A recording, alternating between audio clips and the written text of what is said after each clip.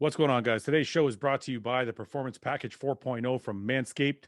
Summer is coming, and our friends at Manscaped just launched their 4th generation performance package, which includes the Lawnmower 4.0 to complement your physique with a trim from the leaders in male grooming.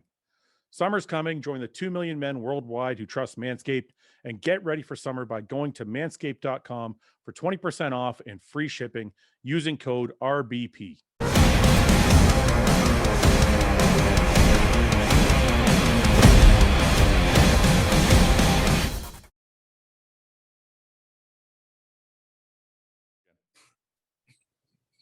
Start again.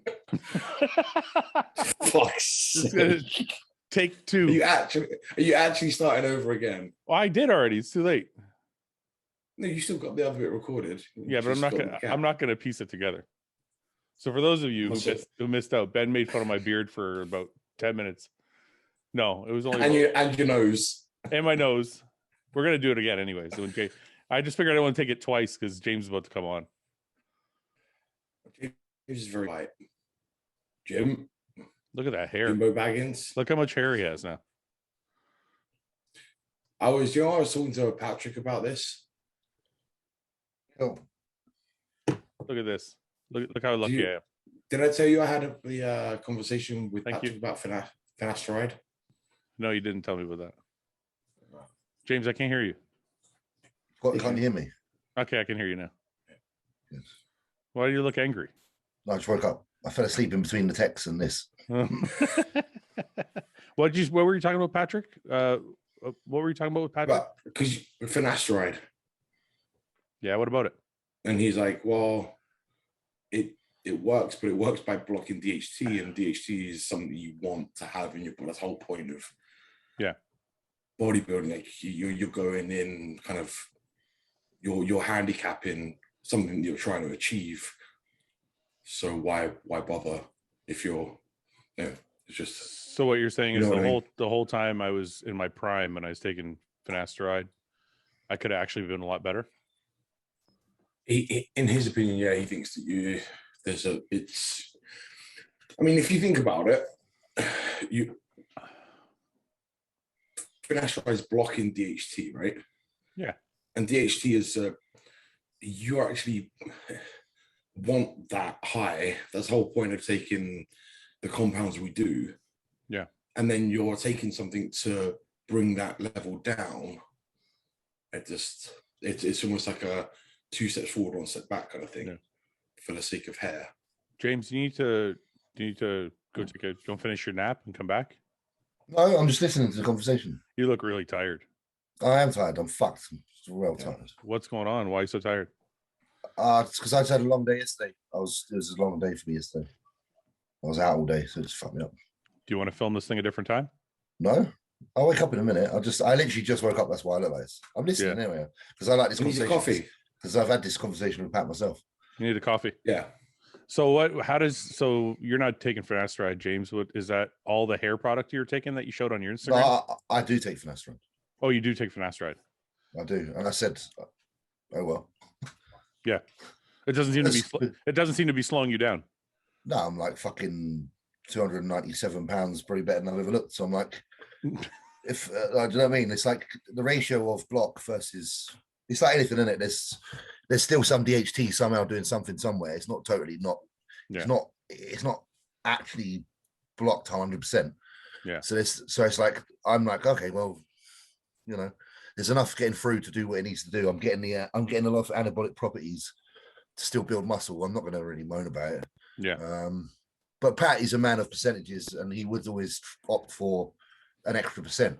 So he would say, look, realistically, if you do want to eke out an extra pound or 2 of muscle, then the clue could be by removing the Finasteride. But then it's down to preference, isn't it? Because it's your own body, isn't it? So can I ask you, James, is that why are you taking the Finasteride? Because are you trying to keep the hair you have, or what is it? Yeah, just because I like this little bit I've got. I just grew, it weren't even growing when I weren't taking the Finasteride at all. Like I literally couldn't even grow the front bit. Yeah, yeah. And like I'm living a life where I want to be comfortable in my own fucking skin. Yeah, yeah. And, I'm around friends and I listen to people and what they do, and sometimes I'm like, fuck it, I'll give something a go. And obviously Ian's always been using it, and Ian's top 7 in the world. And I'm like, Yeah. you know, could he be better? Could he be like I say % better for not using it? Maybe, yeah. But like I say, but life is about feeling comfortable in your own skin, and I take enough drugs, so I don't mind throwing an extra one in. For what it's worth, I didn't think it ever hindered me at all, but I do understand what Ben. I do understand Ben. What you're saying is, I get what Patrick says as well. I absolutely do. Yeah. I do because, but you know, Yeah. it's one of And those. why do you- It's like logically it makes sense, but then it's like James said, this is a decision that you make personally. Exactly. We all do that with everything. Like, do I want to take steroids in the first place? Like, it's a decision in what you want to do. So Absolutely. Ben, will you still have your hair? Are you taking finasteride or no? no, I consider I got some because I'm going a little. I mean, I'm going a little bit up here. It goes fast, if it goes fast when it starts to go. He's got a lot. It's like, wow. I wish I had that. Really, no, the problem is mine's like really thick back here, like fucking thick. Yeah, it starts to pull from the front. It's not so thick here anymore. Yeah. And I convinced myself for years, I'm like, oh, it's always been that way. And I looked at old pictures, I'm like, it's not always been that way. It's definitely fading. So, or your forehead's growing from taking GH. Yes, the distance between eyebrow and hair is no, it's the hairline. The hairline is getting like less dense at the front. Yeah, I hear that. Like as in not the hairline's moving back. The hairline's still there, but the first inch is now. It's like a bit, you know. It's like a row of soldiers in a war film. You know? Yeah, I was just thinking that it's been thinned out a little. The first row have taken the first bullets. Yeah, all those arrows have come and just shot down, like thinned out the herd a little bit. Yeah. James, what do you think? Can I pull off the glasses? Yeah, I think all right. I didn't even question it. See, Ben said I look ugly. Wait. On the first recording, which Fouad's now deleted. It's only it only lasted a minute and a half. Shut up. It wasn't. I already deleted it. I didn't even notice the fucking glasses. I was talking about your beard. Yeah, it's true. You pointed the glasses out, and then go. And then Fouad was like, "Do you notice something?" Yeah. Fucking yes. They're going. Well, I'm like, fuck. It's like when my wife comes out of the getting ready, and she's like, I'm like, oh fuck, I don't know what. I got to keep you guys on your toes every week. I gotta change something just slightly. There's literally got to be one feature different. Just one little thing. Yeah. No, James, before you started wearing your blue blockers, did your eyes bother you at all, or did you just wear them preventatively? It mostly preventatively, but also just because I sometimes would get maybe small headaches. Yeah. So I was thinking it might be just a bit of, strain. You do a lot. I mean, you both actually all three of us do a lot of screen time, right? Yeah. I'm on here all the time. James is PlayStation or podcasting or napping, and then I think we could all probably benefit from. I'm the only cunt that doesn't at the minute. I probably should get some. Well, I only did it because the last week or two I've been noticing my vision's a little bit strained. Like it feels a little blurry almost. Not all the time though. It's like only at certain times. It's more when I'm tired. And I'm like, I never had this before. So I'm like, I talked to Dorian Hamilton about it. He said he started wearing them before bed and it's been helping him sleep better. So I'm like, maybe this will help my eyes. Like, I don't know, maybe my eyes are getting tired from looking at the screen all day long. That was the original concept behind them from what I knew, Ben, wasn't it? Dr. Dean used to wear them before bed. He was like, it's good for before bed. Yeah. But the problem is, my whole nighttime routine, my wife's going to fucking divorce me. Right, we get into bed, I'm laying there, I've got the fucking mask on, like the Bane, so I'm breathing like a fucking Darth Vader. Then I'm going to put these epoxy glasses on. Like, it's ridiculous. What's next? What do you mean boxy? Wait a minute. You said boxy glasses. The glasses are not they look good though. They're boxy, but they look good. I think it said poxy. Oh, wow, you threw me off for a second. Very British. Poxy. Poxy's a very British thing. So you think you'd be too hideous for her to want to touch you with all the stuff on your face? It's not that. It's like just a whole rigmarole of getting ready for bed. I've already got this fucking breathing apparatus on, then glasses on. I mean, what's next? I know. I'm going to end up like having a whole like sleep outfit so that I optimize my sleep. And my wife's going to be like, fuck this. You end up getting them compression leg things as well. I've already got you guys. Yeah. You guys will laugh at me. I'm so fucking old. I bought the bed like 3 months ago. I gotta tell you, you guys are gonna probably make fun of me, but you'll end up getting one. I bought the bed that moves like the upper back and the lower and the legs. Like Where they go, everyone does that. they go up and down. I got it. Oh, you got got it. one? Oh my Yeah, god, dude. I vibrate. My one vibrates. It goes up Oh, and I down. don't got the vibration shit. I got lights underneath the mat. I got the lights underneath. Lights. I got the lights underneath. Yeah, I'm definitely, But definitely out of the when I ruptured my back in a year ago, we went out and bought. It was like fucking expensive, but they're good. Yeah, yeah. Mine was like $5,000 for the mattress and the piece underneath that. Actually, I'm extremely out of the loop here. Go ahead, James. Apparently, they fucked me over on the vibration. Then I'm just saying, I'm doubled it for- extremely out of the loop. I'm like really out of the loop with the bed thing. I've got like the worst bed. You know what, James? I did forever, and then my lower back was bothering me every night, and I couldn't fucking sleep. I can't sleep. I only sleep on my stomach. Oh, yeah. Then when I started wearing because I would like every time I'd roll over my back, I'd choke. Yeah. So I started wearing the CPAP. Once I started wearing the CPAP, I could sleep on my back. Yeah. So then I noticed my lower back pain got a little bit better. And then when I got this bed and I could put the back up a little bit and the legs up a little bit, so it's almost like you're in a cradle.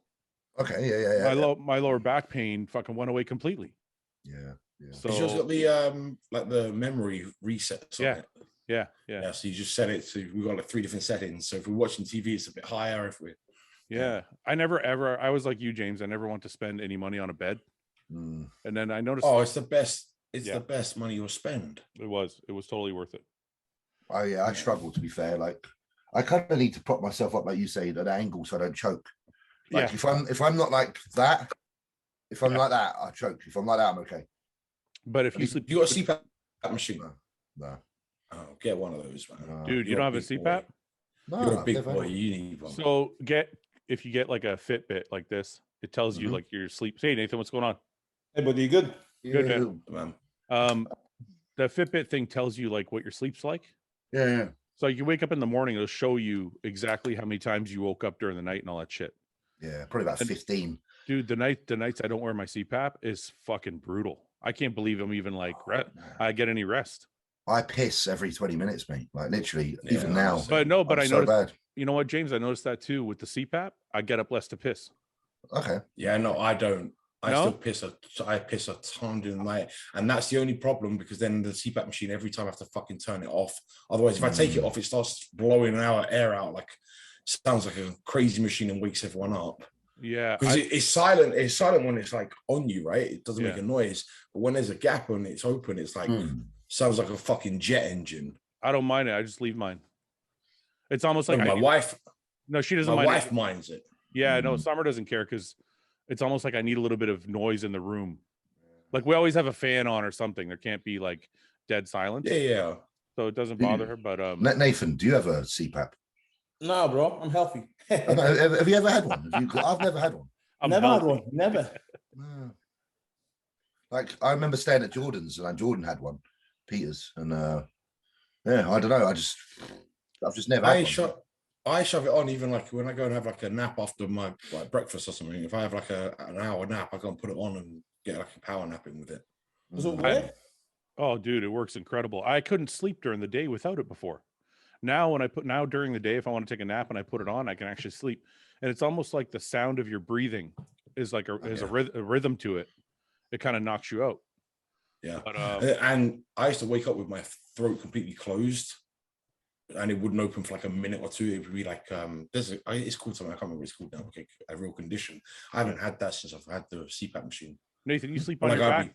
You sleep on your back or your stomach? My stomach. Oh, I wonder. You can't sleep. You can't sleep on your back, can you? Not really, but I can sleep anywhere. Me, bro. I just close my eyes and sleep anywhere. It's not a problem for me. I can't sleep on my. I wish I could sleep on my back. I can't do it. I have to sleep on my shoulders, on my side, and it wrecks my shoulders. Even with the machine on? Yeah, man. I'll lay there for. I've tried. I've laid there for like 3 hours straight, just staring at the ceiling, being like, "No, I'm gonna win," and after I fucking don't. And then I roll onto my side, and I'm like out cold. It's ridiculous. So Nathan, we got some good news this week. Yeah, man. I don't think everybody knows what happened. I guess we'll just kind of talk about it vaguely. Yeah. James. I don't mind. So for those of you who don't know, Nathan was invited to the Arnold UK and then uninvited. Yeah. Which was really shitty. And then they mistook some of your fines that you got during COVID, I guess. Yeah. That would happen? Kind of like Kind that. of, yeah. Kind of like that. Yeah. So basically, they reinstated me after I proved everything what was said, and I think someone was just there, mate, in the middle, miscommunication. Just stared in the pot, basically causing BS. Yeah, I was about to say Nathan's being polite. Miscommunication. Someone was being a cunt. Is what he wants to say. Yeah. I've got to word this correctly though. Yes, of course. No. Professional. I think first of all, people should know it was COVID fines. It was just the fines from that were I think they were misunderstood. Yeah. And they hadn't spoken to your lawyer and they didn't know what was what. So I think after your lawyer kind of told them what the truth was, everything was fine after that, correct? Yeah, but then I had Jim, FBB in my corner, backing me straight for it and everything. Knowing they were behind the scenes, mate. They were pushing everything hard because they wanted me to do the show. And at the end of the day, people need to realize that the Arnold is not the IFBB, even though it's IFBB show. They don't really have a say, if that makes sense. Like the Olympia, people get this thing as the IFBB show. It's not. The qualifications of the IFBB, but the Arnold is not. So I had Jim, Tyler, and everyone fighting in the corner, and two bros, Ian. So someone was just there, mate, as well. Someone was in the middle, staring in the pot, causing shit for a bit of commotion. But it got done. It got dealt with. I had a phone call last night as well, in regards to it all, and everything seems okay. So for me, mate, I'm happy. Ready to earn some extra money, get a bonus off you, take some of your money, and then it's even better. We didn't discuss the Arnold UK. There's no bonus. You don't get. That's not in your contract. That was on the house.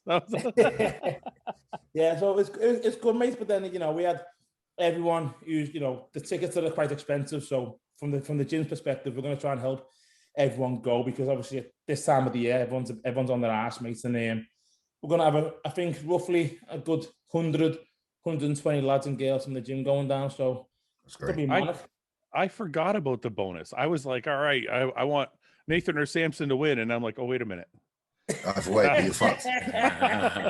Either way, you got to pay out. Maybe if they place 4th or 5th, it'd be good enough. No, I forgot it, motherfucker. You can. All right. I don't have a fucking bonus. Well, once you turn pro, we'll discuss it. So I'm not getting a bonus. I'm not getting a bonus. Fuck you. What a cunt. So that's cool. So your eye's getting better or worse? Yeah, it looks worse now, but no, it's better. It's getting better, bro. It looks worse, but I think it's getting better. Yeah. So on Sunday, I literally blind out the eye, couldn't see out of it. I had the missus poking the fucking aesthetics needles in my eye, trying to drain it and shit. Drain it. I bet that's fun. With all these fucking like lip needles and shit. Woke up Monday morning, I couldn't even see, so I had to go to the A&E eye doctors. Give me a load of basically painkillers, antibiotics. So I'm like 4 tablets a day. Sorry, 3 tablets a day, 650 milligram a tablet. But now the eyes just, as you can see, the eyes just burst. Yeah. All the pus has come out of it. So for me, it's good. It means I can go to Q8 on Tuesday. The temperature's going down. So that's the main thing. So Kuwait on Tuesday, but Tuesday, yeah. What doesn't antibiotics affect your gear? Nah, just double up. Don't matter. It's the same. It's the same conversation as the Finasteride. Just double up. Just double up. Just double up. A bit extra. A bit more juice in the tank. It does dry you out though. You got to be careful lifting and shit, right? Yeah, mate. Like at the moment, I've got mad headaches on the left side of the face. Yeah. But I've just got to push through it. To myself, it's just 1 week of pain. There's nothing, just push through it. And I'm not working 100%. I'm going like 85% in the gym, but I have to put a little bit of cardio in just because basically the output is not as strong as what I normally is. So to counteract that, I've been doing little 20 minutes a day just in the gym. It's not much, but calorie wise, it should help. Yeah. Are you excited to go to Kuwait or no? Yeah, mate, I am. People posting pictures from like my last show. and I believe I'm a hell of a lot better than I was at the the career show, and I believe I'm going to be a lot bigger than I was at the New York. So I'm excited, mate. You know, last year's look was good, but I'm a lot heavier. And since I got a live video yesterday, he thinks there's like 5 kilo to come off. So if there's 5 kilo to come off, I'll be roughly 122.5 kilo on stage. 120. Let me just do that for our North American fans. 122.5 times 2.2 is 270 pounds, just about. Yeah. Yeah. On stage? Yeah. Fuck, that's big, dude. What are you, 5'9", 5'10"? Yeah, 5'9", 5'10". Yeah. Crazy. Do you want to send me that live video right now so I can show everybody? No. Come on. Give everybody a fucking... We haven't seen you in like 2 years, man. I'm good, bro. I'm good. I sent some pictures. I'm good. James, how's prep going? Anything change recently or no? Same shit? Just threw in a couple of lower days in a week now. So we got the regular diet I had, a week ago, and then we've incorporated a lower day as well. And we've got 3 of them in a week. So we've got like Monday, Tuesday, I think Wednesday's high, Thursday's low, Friday's high, Saturday, Sunday low, or some shit like that. Anyway, we're rotating a little bit, but it's not that big a difference, but I can already fucking feel the difference. I was going to ask you, when do you, you're what, 15 weeks out now? It will be at the end of the week, I think. Yeah. So you're 15 weeks out. When do you finally, because I know Patrick's diet's a little different, kind of feeds you more as you go through and you don't really suffer as much as you have in previous preps. But what is the point where you're like, okay, I'm dieting? Like you feel like you're... Well, I do now. As soon as you drop a couple of my days, yeah. I was starving after 2 days of having a little bit less food. I was like, fucking hell. So yeah, like literally, I'm dieting. From 20 weeks out, it gets you in the headset, the mindset you're going to be dieting. Yeah. And I'd say by 15 weeks out, you're like, you know what, I am fucking dieting now. Yeah, I get it. Because just little things like reducing that food and the bloat going down, like feeling like 2 days of eating like that lower calories. You wake up in the morning with a fucking flat stomach for the first time in like a year. Great, isn't it? It's nice, man. It's fucking nice. Yeah. So I'm looking forward to the lower days at the minute. We'll get to a point, obviously, where I don't. But yeah, no, I definitely feel this week like I'm dieting because my blood sugar has been a little bit not off, but I can feel the drop in it, like when I'm training. Yeah. Which is again, it's nice. I don't mind it. So it's definitely going well. It's going really well. Can you give people an idea what a low day sounds like calorie wise? Like what is the difference between your ballpark? Do you have a ballpark? It's probably, listen, if my high day is probably 4.5 to 4.7 or something, my low day is probably 4.1. It's probably about 500 calories less, I'd say. That's a guess. That's a guess. Yeah. But you're probably right. But even it's crazy how you're still eating 4,000 calories, but just a drop in 500 calories can fuck with your head. Mate, it's just like a little bit less so the meal before bed has got no carbs on the low day. Just that fucking difference when you wake up the next morning, how you feel. You feel like you've burnt fat overnight. Yeah. I like that feeling on me, James. Do you? I do, because it's clear, like a clean insides. I've been doing stuff off season, like lowering the carbs before bed. I hate getting up and just feeling like shit, and just because I ate right before, I feel like that hunger feeling in the morning. I need to eat again. Yeah, I do definitely I prefer fats before bed and a bit of protein. Nowadays. Yeah. I definitely I like not having carbs before bed, but I sleep better when I have carbs before bed. Yeah, I agree with that. They knock you out. Like I wake up in the morning, stomach flat when I don't have carbs, but my sleep is shorter. I don't know, it knocks me out longer when I have like any carbs. Like if I have a bowl of oatmeal before bed with the rest of my meal or whatever, I'll sleep a lot better than if I don't have it. I wonder if that's like to do with like the conversion of like food into glycogen. Like if that process actually drains more energy from your body. Yeah, like if it tires you out more because there's a process on top of the fact you're just digesting food. Well, maybe Ben can tell us, but my theory on it is my blood sugar is probably just lower, so it makes me wake up. Like when you have carbs during the day, you eat, you're more tired, you want to sleep. Well, I just had that, didn't I? Yeah. So I feel like at night, if I don't have any carbs, I'm kind of like, I don't know, it's like my sleep's not as deep, and I just get up a lot easier. So I don't know, Ben, is there a reason why not having carbs for your last meal would make you sleep less or sleep lighter? Sorry to put you on the spot. Yeah, sorry, I was kind of half not paying attention because I was reading an email. Sorry. only from what you said, really blood sugar levels would be the only thing. Yeah. But that's why, that's why you'd always want some fats in there. But if you're going low carb on the last meal, I would increase the fats, and that should help at least stabilize it some. Because the protein will convert into blood glucose, right? Yeah, I don't do just straight protein. I'll always do like, if I'm doing protein powder, I'll add peanut butter. I might do steak and vegetables or something like that, right? But it's still, for some reason, without the carbs, I'm like, I just don't sleep this. I sleep lighter, I feel like. You do get hungrier quicker as well, so you wake up. Yeah. Yeah, you might just be waking up because you're hungry I mean, who knows? Yeah, I'm at that point in prep where I'm waking up at like 4 in the morning, 3 or 4 in the morning. I'm just awake then. Yeah.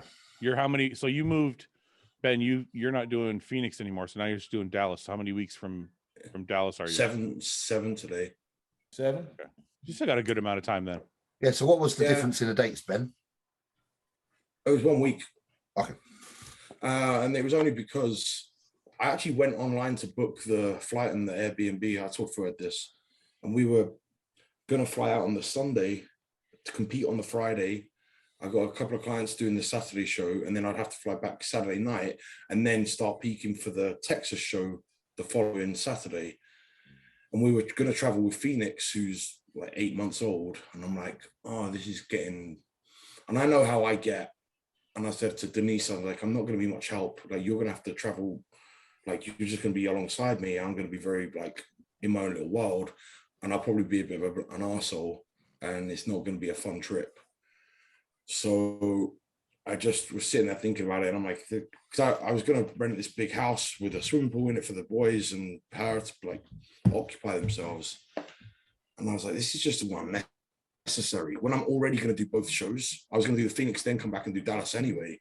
And Dallas is an hour west of me. So I'm like, yeah, really no brainer to do. The only reason I was doing it was because Denise wasn't working that weekend because she manages Protan, right? So she manages all the Texas shows. So it just means that the following weekend I don't have her to like hand coat me in the hotel room. I'll just be in a spoiled brat. So I was like, oh, fuck it. Can I tell you how stupid I am? I thought you were doing the show because it was the same name as your son. It was part of the reason, yeah. Oh, okay. So I'm not stupid. That's actually part of the reason you picked it? Well, you are stupid, but it's not the only reason. Yeah, it was like a nice like loop, you know, doing that. But I'm like, oh, it didn't matter. Just for the sake, we weren't going to get home till 1 o'clock in the morning, like Saturday, like Sunday morning. And I'm like, oh, fuck that. I don't want to be doing that. Just really quick before we go on to other stuff, do you guys see me and Jamie, not Joe Hall anymore, Jamie Christian Big? He's got like a whole bunch of names. We solved the spoon and fork debate. What did he say? Jamie says he uses a spoon. I get it. Like we said. Okay, but when I posed this question to him, he said he used a fork. And I said, if you're on a date with your wife, the first time you met her, don't roll your eyes, James. If you're on a date with the wife, first time you met her, and you go to a restaurant, you order chicken and rice. Do you ask the waitress or waiter? Who's ordering chicken and rice on their first Just answer the question, Ben. Stop trying to ruin the question. If you order chicken and rice at a restaurant, do you ask the waiter or waitress to bring you a spoon? That would be nice if you did. No, it's not on the table. On the table is a fork and knife. I tell you what, I would. They only bring you a spoon at a nice restaurant if you are eating spoon. If you're eating soup. Listen, if I ordered chicken and rice on a first date with my wife or the soon-to-be wife, she wouldn't go be a second fucking date, mate. Okay, well, whatever you order at a restaurant, when the food we went for sushi on our first date, so you're such an asshole. You know, Ben, you're such an ass. You can't even fucking just answer you have to ruin the question. I get where Fouad, because he's trying to make it cringe. He's trying to be like, how cringy would it be if you whipped out a spoon and spilled it everywhere? I've got another question then, because I do this, and this is I'm not being an asshole. Holy fuck, Ben, you're so difficult. No, Okay, so hang on. You're allowed to argue, but I'm not. No, Fuck no, off, go ahead. right? Argue, So go ahead. if you go to an Indian restaurant, boys, right? Because they don't have them out here. Oh yeah. And you order a tikka and rice or a masala, like whatever you get, vindaloo and rice. You're not fucking around with a fork. Do not tell me you are. Are we in India? No, but I am. I'm I asking. get what he's saying. No, it's curry. Yeah, but we're not in India. You definitely need a spoon for a curry. So if we're in India, then the proper thing would be to use a spoon. I don't think Indians use a spoon. I think that's British people. I think we do it because our curries ain't Indian curries. They're British curries. No. If you go to it's an Indian restaurant in the UK, what are you eating with? Okay, before Ben ruined the question completely, Jamie answered the question, and he said no. At a restaurant, he would use a fork like a normal human being. So that was so we agreed that for volume you'd use a spoon, but for to be civilized you'd use a fork. That's only though when you're trying to pull your wife, like when it's the early stages and you're trying to look like you're a decent man. So if you went with your wife to a restaurant now, you would eat with absolutely. Yeah, after you've been with her yes, mate. After you've been with her, use your fucking hands. All right. Well, but I think on first date, fork is fair. I think me and Jamie had the solution. Now you guys just muddied it all up again. Just fucking. You fucking ruined our agreement. Anyways, I just wanted to add. I think Jamie's looking fantastic. Jamie's looking fucking great. You know, he's I did the podcast with him, and everybody's like, "Add him to bodybuilding and bollocks," and I'm like, every time I have somebody on, they're like, "Add him to bodybuilding and bollocks," and I'm like, what are we gonna have 7 fucking people on the podcast? Like, I can't. The school of bollocks. I don't know what we're gonna do. Like, I'm gonna have to add a third show or something. I don't know. Fuck. What do you guys? Did you guys see the transgender woman? That's fucking pointless, isn't it? That's so stupid. Got invited to the Olympics or qualified for the Olympics, however you want to put it. That's because we're such a soft world now that we have to be like, oh, don't offend her or him. It's pathetic. Like you were a man. Like, so this sport you shouldn't be doing, not being rude, just being honest. You know, in the world, yeah, if you want to date a fucking fella because you're a woman, that's fair enough. But sport's another thing. That's a piss take. That's a fucking piss take. Mate, it's gonna take a girl to get badly injured, or like in the UFC octagon or something, to get brain hemorrhage. People to realize from an ex-geezer. This geezer's fucking what was a guy for 20 years, all the testosterone, and now he can't do it. But then you have that black girl, the runner, who's banned or something as well. Yeah, I know the one. There was the runner, weren't there? The running girl, yeah. Ben, what do you think? Ben, what do you think of the Olympics allowing her to be in the weightlifting? It's ridiculous. Yeah. That's like completely ridiculous. There's no way biologically you're born, whether you choose to identify later in life, that's one thing, but biologically you're born one thing or the other, and there's fuck off. Isn't it the same thing? Isn't it the same thing as you taking steroids and doing the competition? Because this person's got to have more testosterone than women do, right? Not really though, because you're not changing. Not right now. Not the current. They'll probably have them on like estrogen hormones to block. Yeah, they'll be bringing them down. But you build once being for your teens, the testosterone's there. Yeah, you've developed, haven't you? You've developed it. I understand if the person changed at like 8 years, 7 years old. Yeah. Totally wrong, and I'm against it. Yeah. But then it turns the guy I want to call it turns 20 when it changed gender. It's bullshit. Yeah, for sport, for sport, it's not very. It's like saying if Ben wants to turn pro, put him in women's bodybuilding. Well, I might do all right. Ben, you're there. Shave your beard. You've won Olympia. Slam a couple of heels on. You don't even have to shave your beard, man. That woman, or they'll let you because we're so PC now. I identify as a lady. The transgender woman, she's doing the lift. She's got armpit hair, right? Yeah. And I'm like, she didn't even go into the effort of like trying. Hang on, women, but European women do have armpit hair. A lot of European women. I know, but it's not. It might be a European thing. Maybe it's a European thing. Yeah, I don't know. But here's the thing about it. But back to Nathan's point, like when you're a kid, they do co-ed sports, right? So the girls and guys will play like 8, 9 years old. They'll be playing football together, and but then there's a point, and I don't know exactly where it is, where they don't do that anymore, right? On the nines for football over right. on the nines. And there's a fucking reason for it. Yeah. I feel worse for is the woman, because there was a woman that is from that country that was supposed to go to the Olympics, and they told her she got a spot. They told her she couldn't go because this transgender woman got her spot, like beat her. She got better numbers. Yeah, she's stronger than you. Fuck yeah, off. so they're like, sorry, you can't go now. And I'm like, so women who, like, I don't know, society's been fighting for women for decades to like get ahead and be equal and all this shit. And then all of a sudden men are like, yeah, we're women now. Fuck you. Get out of here. So it's like, if you can't beat them, join them. Yeah.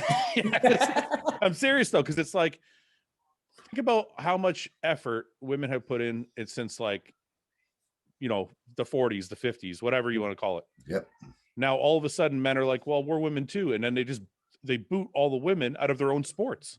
Yeah, do you know what though? I haven't heard women kicking off, complaining.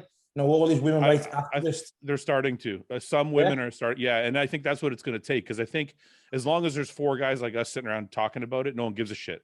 Yeah. But I think when the women that are being fucked over start talking about it, I know it sounds wrong, mate, but you know, end of the day, you're going to take. Let's be honest. This dude, is going to take a gold medal. Let's be honest, and that's just wrong. It's going to take some. You know, so the person comes second, that could just crush their dreams. So that person comes second literally would have won the Olympics. And, you know, let's say worst scenario, that person then gets injured a year later, tears a bicep or gets run over or some shit.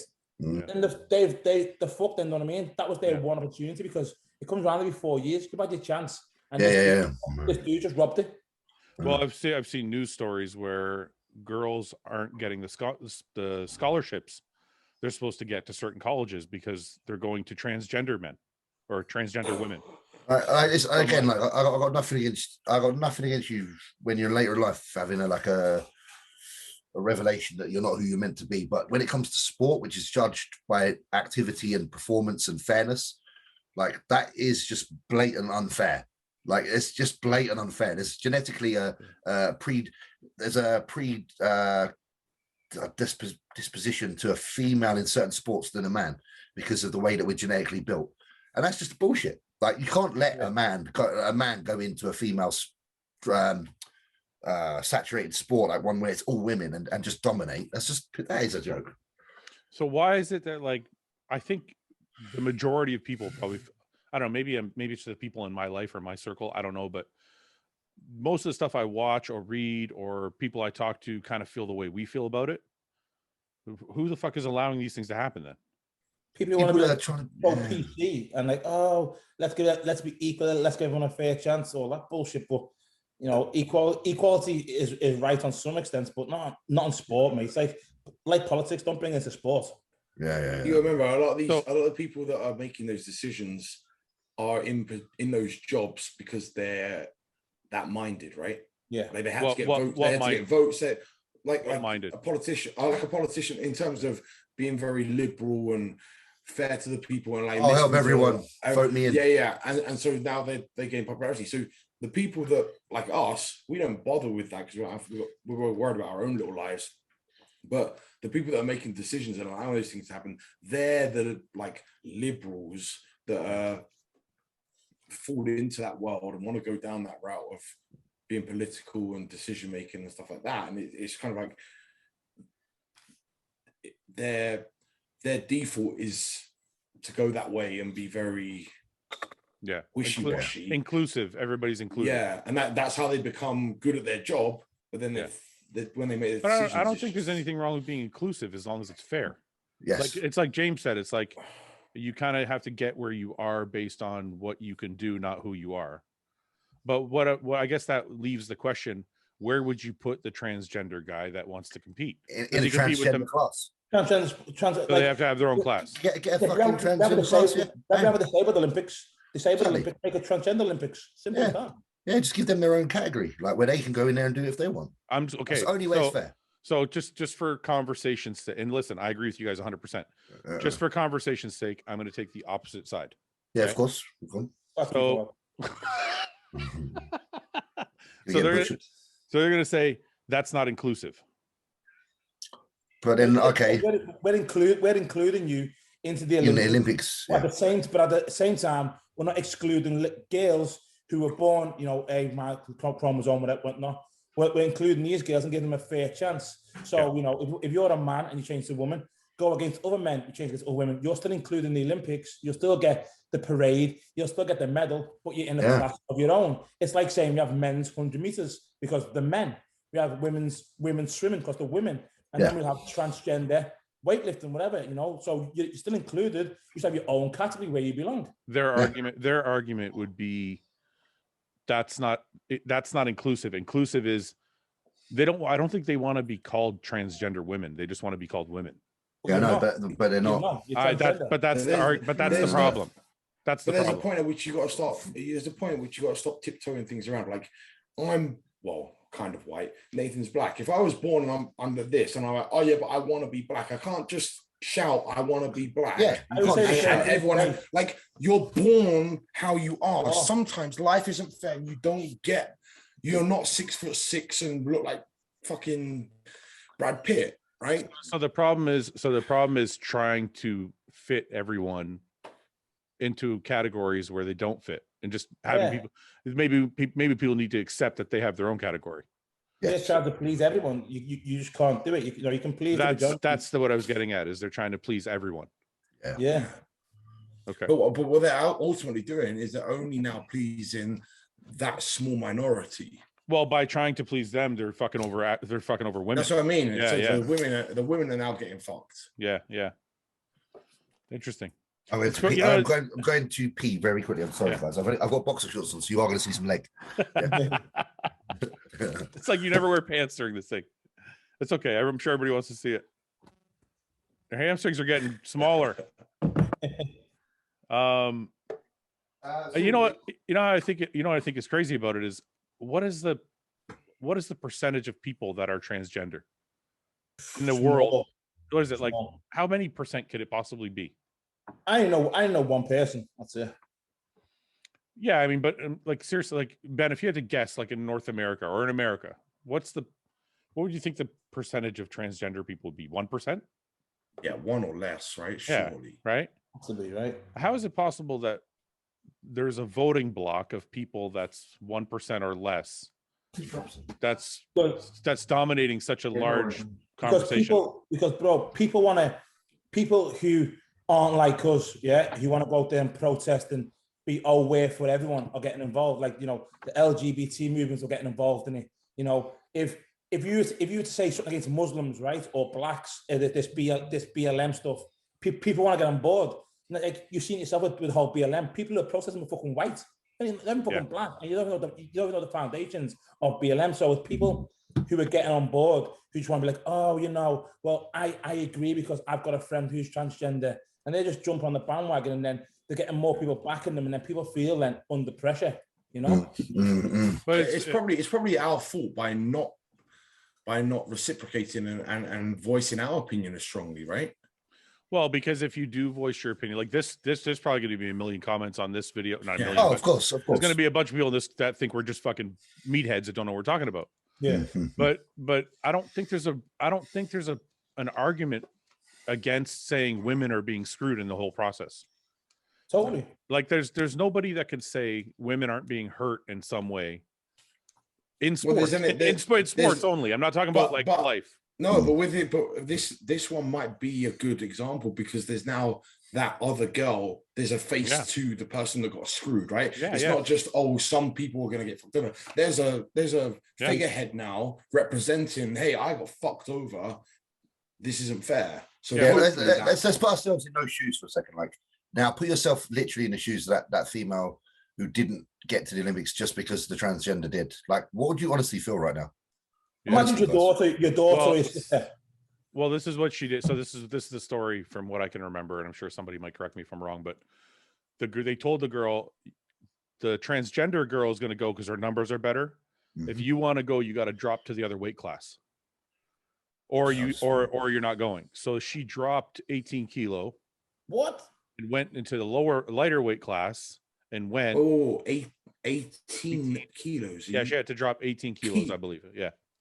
18 kilos. Yeah. No, that can't be right. Yeah, she's a big girl. Do you know how much 18 kilos is? Yeah, it's like 36. 40, Yeah, but if you see the 40 size, pounds. yeah, and the transgender bird was a big bird. Yeah. Okay. Yeah. All right. Fair enough. I mean, I can look I'm it not- up. I'm just- I can look it up. I don't know. I was just wondering whether you meant pounds and not kilos, because that's a fuck. No, because she's from New Zealand, I believe, and she said kilos. So let me just. I think we just need to get a collective of young female athletes together to voice their opinion on this. Yeah, you have to. That's the only way. I put on James. I put on my Insta the other day. You know, so like it sounds bad for me to say, but when a young girl gets a brains punched to shit in the UFC or in boxing, then people are going to realize, you know, yeah, you can't cross. You can't. I don't want to see the girl get injured, but you know, they're going to get, you know, they're about to get fucking hurt. Yeah. The foolishness of cross-contaminating, in a sense, genders. Like, I don't mean to put it in that way, but it kind of is that way. It is you're putting something where it shouldn't be. Like, someone shouldn't be in that category. It's just lawfully wrong and scientifically wrong from a standpoint of physiology. That person will be able to hit harder than that female. Like, if you're in a fight and you're a fight with a man and you're a female, you're pretty much going to lose. You know, most of the time, unless you're a fucking. So it's a long article. I don't want to. It doesn't matter. I was just. I don't want to sit here and go through it, but this is the article. It says something here. So the transgender woman is 43 years old. It says here, Hubbard's selection has already sharply divided opinion, with some noting that it has meant that the 21-year-old Togan weightlifter Kanuni Manuma, who would have otherwise qualified, has missed out of the Olympics. So this 43-year-old transgender woman took this 21-year-old's fucking spot and lived as a male for 35 years. Yeah. It goes on here. It goes on here. Hubbard, who lived as a male for 35 years, did not compete in international weightlifting until transitioning. So basically, 20. Fucking hell, 35. It's like me now putting a wig on. I'm putting a wig on saying I'm a woman. Oh, nice. I want to see it. You go in the Olympia. You go in the Olympia. Woman, you know. No, you wouldn't. No, you wouldn't. No, you wouldn't. Yeah. I'd love to be able to find the rest of the story here. But Nathan with a weave and straight, like a little bit straightened hair, a couple of highlights. Well, I've got more hair than the most black girls now. Anyway, look. It's true. You do. You do. Let me see. Let's see if I can just find this. Yeah, man, 35 years. I thought, you know what, I can make a bit of I can make a bit of money if I just do some weightlifting as a bird. Do you know what I mean? Imagine that. Yeah. It's like since transitioning, she's won several elite competitions. Yeah, no fucking shit she has. Probably got a few grand in her pocket now as well. A few sponsors. Lucky fucker. All right, let's go on. I don't want to hold up the whole show for this. But yeah, regardless of that was her. I don't know what the exact number of weight. I'm pretty sure it was 18 kilos, but regardless, that was the option they gave her. Yeah. So that's still deep.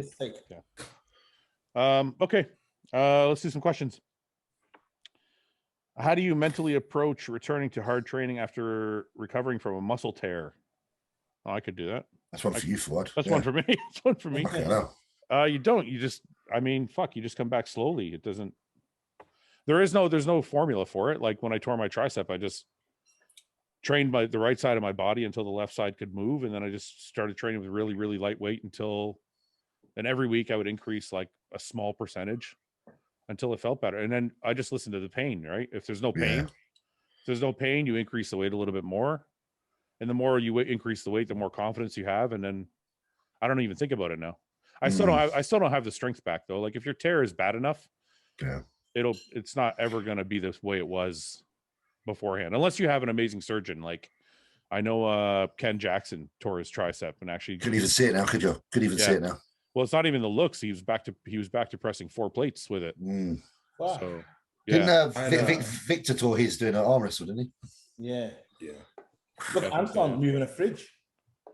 What's that? You what? Anton moving a fridge. One, he tore the fucking bicep. Is that how he did this one? Yeah, tore the fridge. Like lift the fridge. His friends wouldn't come round to help him move a fridge. And he's too cold, and he tore his bicep. Fuck. That's funny. I was thinking about, we were moving equipment yesterday, and I was thinking about that. I'm like, because it's like one of those things where you're not warmed up. You just start moving equipment. Yeah. Pump truck that shit, bro. Pump truck. Don't move it. Fuck that. Yeah. Well, I got one, but That's crazy. You know what's crazy about that? Antoine's other bicep, he tore moving. Like there was some siding when they were building the gym, so there was some like I don't know, not lumber, like some siding for the gym they were using. Yeah. And he was moving it and he tore his bicep. So it's like both times, it's not in the gym, just fucking random shit. I wonder why that shit happens though. Like Antoine's a strong guy. He's healthy, flexible. You know, like, and then if you look at me, I've had a bunch of tears. And then there's people that, like you, Nathan, you fucking lift like a, you know, you're not like you don't seem like you take extra care when you're lifting, but you seem, but you're fine. Knock on wood. Knock on wood. But it's, I just can't explain, because people ask me like, is there any signs? Wait. I'm putting two and two together here. Like, this is me just going to sound such like a white guy. none of my black mates have ever torn a muscle. Honestly, like, I don't know whether there's more durability in a black man's physique. Victor. Do you think there is? Victor's black. Victor and Jackson are both black. But he was arm wrestling. Yeah, but he tore his quads too, didn't he? Oh, he did. Shit. Oh yeah, he did, didn't he? On the leg press. Yeah, there goes your theory out the window. No, because you know what? Because obviously I live in Croydon, and a lot of my mates are fucking black fellas, and they train like crazy geezers. Some of my mates, like they form. My mates have got the worst form on the fucking planet. but like you know Daryl Archer, you know Nate. Yeah. Fucking form's awful, but he's never torn a muscle in his life. And I just trying to put two and two together there. I feel like we're more feeble. I feel like white fellas are so feeble, like because they're just great. Yeah, man. Like, we're not built for sport for shit, man. I swear. I don't know about that theory. I'm trying to think of black guys who've torn muscles now. I feel like it's a rarer occurrence. Like, has Flex Wheeler? Well, Flex Wheeler's got other issues, but never torn a muscle. No, like I just like Dorian was torn to shit. Chris Cormier, yeah, Ronnie. I guess didn't tear anything. He had nerve damage. Branch is pretty torn up. Branch is torn up. Johnny's torn some shit. Yeah, Johnny. I don't know what Johnny's torn. What is Johnny? Johnny don't know like he's got anything torn. I don't think Johnny's torn anything, man. Really? No, he did. He tore his hamstring doing the deadlift, the max. He was going for a 1 rep max deadlift. I don't know. Hamstrings don't count though. Everybody tears a hamstring. Yeah, you don't see it. You don't see the hamstring tear, do you? Fuck this. Fucking hell. It's not aesthetically visible. Okay, hamstring counts. I'm not saying it doesn't count. I'm just saying it's like it's more common. I guess what I'm saying. It's like I can't. But Kevin Levroni's half black. Does that count? Or maybe the white half tore? It was the white half that tore. It was definitely, because he would have been fine if he wasn't mixed race. His weak inferior white man genetic gave in. James, everything's race for you. It's hilarious. But you're not making. You're making. I am. The thing is, I'm not actually like trying to be. I'm not trying to be that way. I'm just being honest. Like, I feel like there is less durability for explosive movements. That's why like sprinters sprinting is predominantly dominated by black fellas, because I'm sure the muscle has more explosive durability, and it's better. It performs better under that stress. I just feel like the genetic, whatever the difference in the DNA is, there's definitely a better DNA for sport. You should compare Johnny and Branch and go through the list of injuries, because they pretty much train together and train the same way.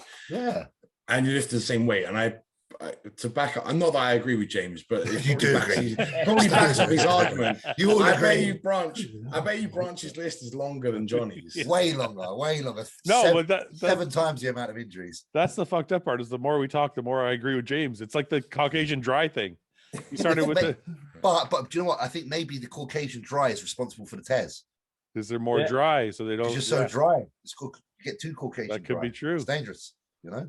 So the black guys are a little smoother, but that's why they have the durability. Nathan gets Caucasian drive. He's got Caucasian, so he's got the Caucasian drive. Mine's a Philippine side, the Chinese, bro. I'm Blackanese, bro. I'm okay. So you know, what are you, Nathan? What's your full? Jamaican and Philippine. Really? Yeah, man. Slanty eyes, look, see. Slanty eye, bro. That's why he's got like the best of both worlds genetics. Then I was gonna say, is that why the wheels are so good? Because Asian guys usually have good legs. Good, new good legs. Yeah. I ain't got Asian man really though. I got the black man cock. Yeah, but I put that up there right now. just can't confirm that. Okay, but James, I'm not fucking white or black. How come I got all the tears? Because your skin's still pale. So I feel like if you're pale, you tear. James doesn't know where to put me, so he's like, you just go with the white people. That's Well. All we got to do is look at there's 4 of us here, yeah, and like I'm red. Yeah. Ben's a bit red. You're actually whiter than me and Ben at the minute. I'm not white. I just because there's a lot of light in here. I'm brown. Saying, man. Like, so maybe you're pretty Caucasian. Okay, wait a second. Even though you're not. Put your fucking arm up like this. Close, bro. Close. It's not close. I'm a little bit pink on you, you know? Yeah, okay. I'll But, give you that. well, anyway, that debate, I'm going to leave that out there for everybody to kind of answer. I wonder if other brown guys have torn a lot of shit. Like Rami and Hadi seem to be fucking pretty durable. Fucking Hadi doesn't mess around either. Look at Rolly as well. Look at Rolly. Rolly ain't torn shit. Yeah. Hadi scares the fuck out of me when he's lifting, man. What was he doing? See those lunges? Like lunges three plates or 4? Was it 3 plates or 4? Plates. 4. 4 plates? 4 plate walking lunges. Lunging up the gym, yeah. I'm like, who the fuck? I think it's in a broadcast already there. Fuck that. Yeah. Well, I don't. The youngest person I've seen is Josh and I. Josh do 3 big plates. Motherfucker. Josh is strong. Yeah. Josh is big. You think this is going to be? This is going to go viral now. You think Hadi is using fake plates? No one attacked me. I didn't say nothing. I don't want to get attacked. Just putting it out there. Just saying it could be a castle wearer. You just never know. I don't know. I've seen might him be for a photo shoot for again. I've seen him back squat. He's been back squatting a shit ton of weight, and it looks real. And then in the same gym, he was on that short bar with the 4 plates aside, where he's walking up the gym. It's like really narrow as well. It doesn't look. Yeah, but it's not like a big open space. He's fucking lunging up and down. Like saying, Ben, us 3, we can all squat 7. Probably 8 plates, like 1 rep, right? But no way are we lunging 4 plates. I'm not lunging shit. I'm happy to lunge a couple of 20-kilo dumbbells. I can lunge 3. I like lunging heavy. 4 is a different level. You're right. 4 is a joke. But he's short as well, right? He's really short. Ben, you can lunge 3, walk and lunge 3 plates. I'm sure Ben can. I do 2 plates for sets of 20, 30. Jesus, yeah. I've done. Ben's pretty fucking durable in the old knees. I've done 3 for a couple of reps at least. Yeah. That's crazy, man. Yeah. All right. So let's take a look. Let's see if I can find it. It was a while ago. Oh, there you go. Yeah. All right, let's go. We got 1, 2, 3, 4. Are those 45s though? No, they're 15s. Are they? Yeah, I don't know if those are 40. I don't know. Now I'm questioning. Nathan's making me question everything now. They're 15s. He's only small, and the plates are small anyway. You got to do a scale up between Hadi and these plates. I still wouldn't want to do that though. No, I would. Yeah. It's narrow as well. Look how close he is to that fucking pec deck. Oof. No, they're 15s, James. Have to be.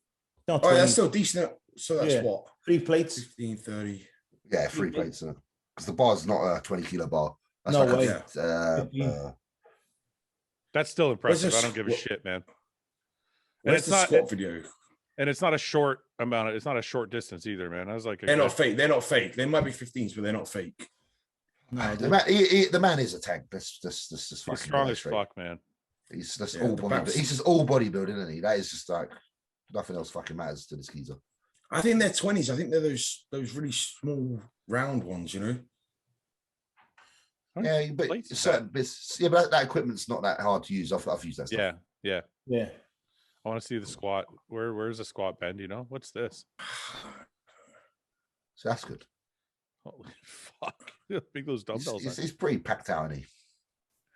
I've never stood next to him. Obviously, Nathan used to stood next to him. He's obviously a freak in nature. Is it quite impressive? Yeah, I think I stood next to him, bro, at his best ever.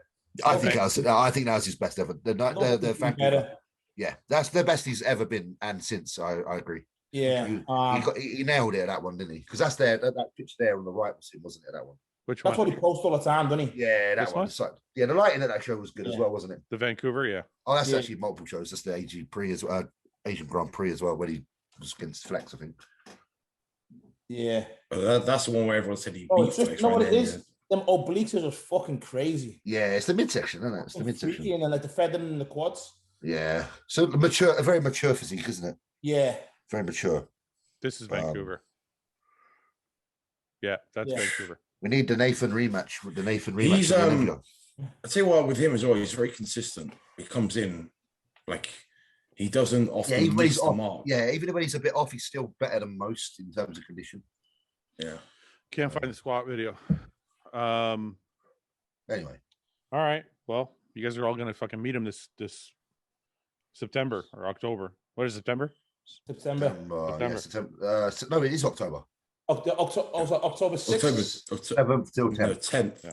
10th, yeah. Yeah, it's a 3-day thing, isn't it? Would you rather sleep every night on an open balcony, no fence, or sleep with the sound of screams in your room? Open balcony, man. Open balcony. That's a bit fucked up. Screams in your bedroom, like some fucking horror movie shit. Yeah. Yeah, come on. An open balcony. What if you're in a nice hot country? That'd be nice. Yeah, I was thinking sea breeze, hear the ocean. Yeah, how many of us have been on holiday and fallen asleep on a balcony? I have. Pissed up, yeah. Maybe drunk. And that. What is the best age to start competing? I go with, I think, start young. I think what Nathan had the right idea. I think I had the right idea. Got to get in there, ain't you? What age did you start, James? I was 18. I think, Nathan, you were a bit younger, weren't you? I think I was 19 or 19. Yeah, 18. Yeah. Ben, what was your first show? I was 27, 28. Yeah, I was 20. I feel like, because the thing is with bodybuilding, if you can get your foot through the door pretty early, you can retire early, can't you? And then have a nice little post bodybuilding chill like you are now. Like you're chilling now. Yeah, but I'm 42. Like I think whether I had started at 17 or 20 or 25, 40 was always going to be my limit. I'm the same, bro. 40. Yeah. I was told, James, remember, like 40 is my limit. Once I get to 40, I'm done. I'm just done. I think I can't be arsed fucking pinning up a fucking 45 all my life. I mean, don't get me wrong. I would have kept going. My body dictated my retirement. Like if I was healthy, like Sean Roden, right? Like Sean Roden won the Olympia. How old was he? Like 40, 42? 42, I think he's 44. Yeah. Yeah, I mean, if I'm Sean Roden and I'm 42, I'm not going to fucking retire. But he's black and got less injuries. That's right. he doesn't get tests. What's his name? His name Keon. Keon said he's going to retire at 30. Yeah, he's a 30. I wonder why. He just doesn't want it. Yeah, I think the process is demanding, and some people want to do other shit with their life after. He knows he's obviously very gifted, doesn't want to waste it, but at the same time, he's probably got a lot of other interests. Yeah. It's so hard for another person to say, right? But for someone like me to see someone like Keon walk away at 30, it frustrates me because I'm like, that guy could fucking win 10 Olympias. Yeah. But he also kind of fell into bodybuilding, right, as well. Why do you say that? What happened? Yeah, I don't know. He was telling me, because we were in Austin together, and he was saying that it was actually his friend that was competing, and he's like, "Oh, you should do it too." And he's kind of like, not really interested in it. Didn't really his buddy forced him. I think his buddy forced him to do it, and he won. And was like, "Oh, okay, that's all right." And then, like I say, he was natural all the way through to what he won the Arnold Classic natural, right? And then just a freak. So he wasn't really. He's very much about the art form. Like he's very passionate about posing. I don't think he's very passionate about dieting and yeah. Well, I will say though, people have ideas until life kind of hits them in the face though, because like he could say he wants to retire at 30, but if he's making $100,000 a year. Oh, of course. He's not going to walk away and go dig ditches for 50 grand a year. No, definitely. You know what I mean? Like he's got to have something to walk away to, I guess is what I'm saying. Yeah. So it's not easy to say like, I'm going to just retire. Cause when you actually, it's funny, when I was competing, I was like, man, I'd like to be doing something else. Like kind of in my mid 30s, I was like, I'd like to do something. I'd do something else. Right. But like when you actually have to look for something else to do, you're like, I get paid to fucking lift weights. What am I complaining about? Yeah. So maybe Keon wants to retire at 30, but when he looks at what his other options are that will pay him the same amount of money, it might change his mind. Yeah, I reckon the man's probably got a little game plan in place. I think he's a smart kid. I think he's probably he seems intelligent. Yeah. He's not. He's pretty self-aware. Yeah, I think he's sure. He's woke. Somebody asked a question on one of my Q&As. who can you name? I don't know how it came up, but somebody said, who can you name that retired at the top? And the only name I could think of in bodybuilding of somebody that retired at the top was Lee Haney. That's it. Yeah. I'd retire straight away. I'm going to say, if I win Olympia next year, I'm done, bro. I'm finished. Do Eddie Hall, innit? I thought like with bodybuilding, I just do it Eddie Hall. Yeah. Bam, finished. Later. You don't think Arnold retired was still more in the tank? Well, he did before the 81. The only reason I see that's why is the 81 was so controversial that I'm like, I guess you could say you're right, Ben. Like technically he retired at the top because he won and then he left. 95. He could have done 96, 7, 8, and 9 and probably won them all. Yeah. It's because he took the gap, it's because he took that temporary retirement that I think fucked him. But I think he was very young still, right? Yeah, I would say Arnold. Than me. I would say Arnold retired at the top. Yeah, if you win and leave, you retired. You literally retired at the top. That's the definition of it. So Arnold, Lee Haney. Is there anybody else we can think of in bodybuilding? I mean, I guess you could. If you Jay, don't, if you're not saying who won, well, I would say Jay retired because of injuries, though. Yeah, and he's going down the rank and money. I don't think. Yeah, just that last Olympia, wasn't it? Yeah. I was gonna say somebody like a Lee Labrada, even though he didn't win the Olympia. He was so consistent the whole way through. He was still at the very top of his game when he left. Yeah. When did Sean May retire? He was at the top, right? He was consistent as fuck, to be fair. Let's be honest. Like, he was always in that top 5 at the Olympia. Yeah. That's consistent. I'd give that at your top. You know, if you're, let's say you're someone that places in the Olympia 4 or 5 years in a row, always top 5, and you retire after that. Is that at the top? I think that's at the top. I'm putting Shanique in that as well. Then in that case, yeah. I think if you retire, I don't know if the placing matters. Well, the placing matters, but I think if you retire before you start to go downwards, yes, then that can be included in the retired at the top of their game. Yeah.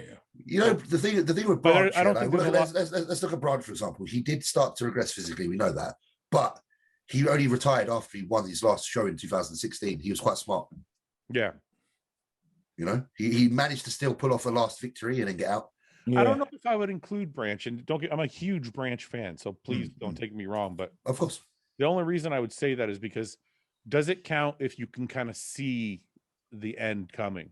Oh yeah.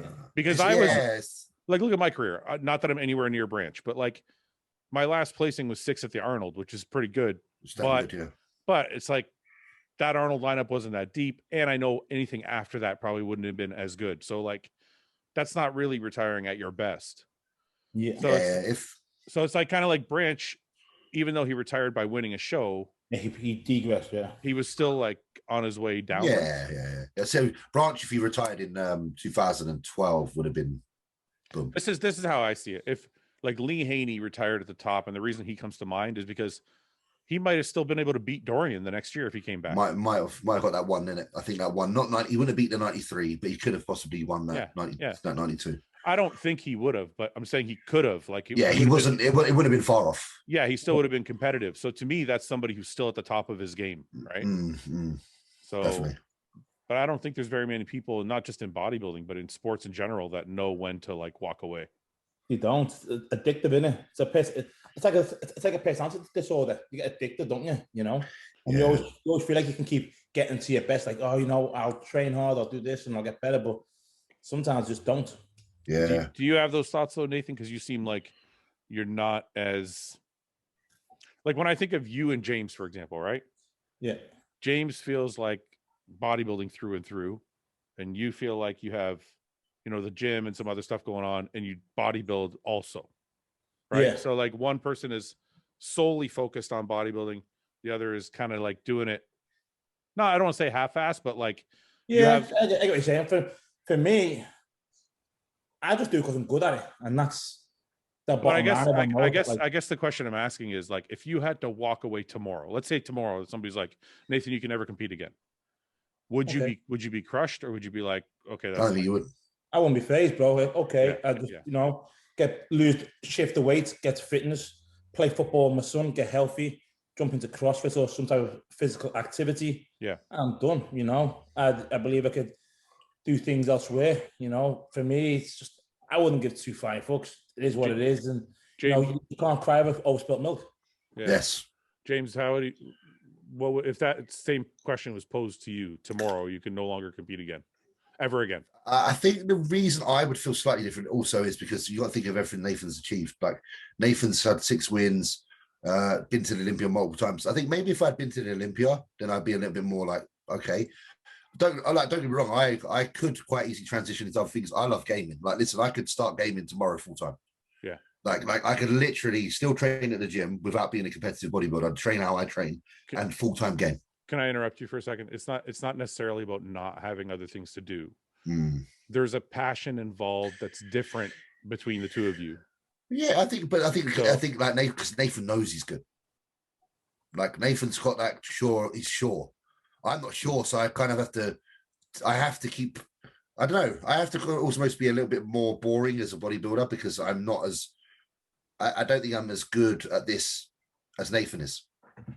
Ben, from the outside looking in, what do you think about what James is saying? I understand what he means. He's still got a point to prove to himself, and yeah, he hasn't checked some things off, whereas Nathan seems a lot more comfortable in what he's achieved so far. Yeah. You know? Yeah. I think James is still on the. Okay, wait. Yeah, go ahead. Sorry. Go ahead. No, no, it's just I was going to. It just clicked for me when you said that, Ben, because I was thinking about. So in 2011, I saw a doctor, and he's like, "You have high blood pressure. You have to retire now." And I didn't know what that meant. I literally left that doctor's office and started crying. I actually cried on my way to my car. I was like, I don't want to fucking retire. I'd only been a pro for 3 years. And, but then I won a couple shows in 2015. And I think retiring after that, although I didn't really retire, I think it would have been easier. So I guess you're right, James. Like, I think when you achieve a couple things that you want to achieve. Yeah. Because my career was never about winning the Olympia. I never thought I was going to be that bodybuilder. I just wanted to win a couple small shows. So once I achieved that, it was like easier to kind of step away. Yeah, I think myself, my goals were a lot easier. But like for me, I just wanted to turn pro because no one at any gym I'd ever been to, I'd turn pro. So for me, we were based on like a Nabby up in the north. Yeah. Once I came pro, I'm like, okay, I'm pro. And that I wasn't, no one ever achieved nothing. That was it. You turned pro and that was it. Seen Eddie Abu travel to America and stuff, but that was it. And then my goal was, that's how short it was, turn pro. And the next minute would be, oh, what happens if I was to do a pro show? I said, so like, if I won one, who knows? I think because my goals are so short, that's why I think I didn't really give a fuck. Yeah, I don't think people will know as well, Nathan, like how successful you are. Why do you say that? What do you mean? Because he's the most successful open British bodybuilder since Dorian Yates. Yeah, no, I know that, and I realized, Nathan, just from being on the podcast for like 2 weeks now, there's a lot of people that don't fucking know who you are. Like they know, but they don't know. They don't remember. Yeah, which is weird because he's won big US shows, right? Because a lot of times people are like, oh, you've only competed, like James. The people are like, oh, well, you're still well known, but when you get over to America, you win a show in America, and that's. But Nathan's done like you won the New York Pro, you won the Cali Pro, it's odd. Nathan's also, it's more quiet in the bodybuilding world. Like if you look at your Instagram, it's more first time Nathan's ever been called quiet. No. But this is what I mean. Like what I'm saying is like James does a lot of stuff in bodybuilding. He's a Redcon athlete. He does like a lot of videos for them. He does a lot of videos for his own YouTube. So like the bodybuilding world he's on the podcast every week, blah, blah. So the bodybuilding world can get to know him. Whereas I don't know like how involved like Nathan is really. You haven't had a sponsor since Hostile was like what, 2 years before? Or a year before? 18 months. Yeah, so you haven't had a reason to do a lot of videos. You don't have your own YouTube channel and stuff. So like you're not as exposed, I guess, is what I'm trying to say. Right? I think that there's this, but like because Nathan is that good at bodybuilding, it's almost like he hasn't needed that. Yeah. Like to a certain extent, like I would say, I rely heavier on making my presence known than Nathan does. Well, it's also about how you make your money. I mean, your contract is probably dictated by how popular you are, Of course. or how much you're going to give back to the community, right? Of course. But then, like, what I mean is, like, if Nathan rocks up at a show, his physique does the talking. My physique does some of the talking, but also my persona does. And I'm aware that business is part of bodybuilding. Nathan's got such a good physique and he's so good at this that he's been able to go to shows like the New York Pro where it's one's fucking soil and beat one. Like, I can't just rock up and do that. I've built clout behind myself via my business ventures to allow me to then be seen before I even compete, which Nathan's kind of not had to do because Nathan's that good on stage. Like, I always give a lot of credit to Nathan and his physique and what he does, because he's done a lot of it almost with one arm behind his back, because he could be in a position even more. Imagine Nathan was where I've been for the last 2 years with being on the socials. Well as the physique he has. That's what I was just about to say, because it's not like he doesn't have a personality, right? No, he has one. We're talking about him like he's not here, but no. if you do now get this exposure, I think you blow up even bigger to something crazy, because a lot of problems that bodybuilders have, good bodybuilders, is that they don't have a personality enough to engage and interact. And actually, there are a bunch of bodybuilders out there who aren't as good on stage, but they're making a killing because their personality, they put out content and they got good personality. And then Nathan does you got both. You got both. And you look at the comments of these videos, everyone's happy to have Nathan here. Well, that's why Luke was like both unicorn, right? Because he went on stage and off stage. Yeah. Well, if Nathan does that, it's like it's limitless, right? You just got absolutely. Why do you guys think I signed him? I knew. I'm like, I just gotta get this guy on video, and the rest will take care of itself. Yes, but that's what it is, and that is all. I think that's all it was necessary. Like, I feel like that. Nathan, how uncomfortable do you feel right now? I was gonna say I'm uncomfortable. I'm uncomfortable for him. I'm like, fuck. For me, I don't mind, because I know it's true. Like, I'm not a very, my life, I don't like to put out there too much. I'm out there for taking the piss and for bodybuilding, but my life, I don't like to, show too much. I show what I want, but what I do show, I want it to be real. I know a lot of people out there, this persona, this is my life, and a lot of the time, my life is not fucking hunky dory. It's not. So I don't want to put it out there. And social, Instagram, I'm not, and YouTube, I'm not too down with it, because one, people can't understand what I say because I'm Scouse and it's fucking hard as bullshit, right? Two, and then you get a lot of people like that just want to bitch. And I'm the type of person that, you say something bad, I just bite, and I just don't do it. But like, a lot of people will like won't like either delete the comments, but say something to me, I'll hit you right back, and sometimes I need to learn when to shut my mouth. So it's best to stay away. Do what Fouad does, which is call me. Well, that's the funny thing, Ben, is he's called me. And and you probably need to call Ben after him. So and then I got to call Ben. I'm like, yeah. Nathan said, yeah. Anyway, I don't even know how we got to that part of this conversation, because I swear we were doing questions. That's the best part of the show, is we just fucking shoot the shit.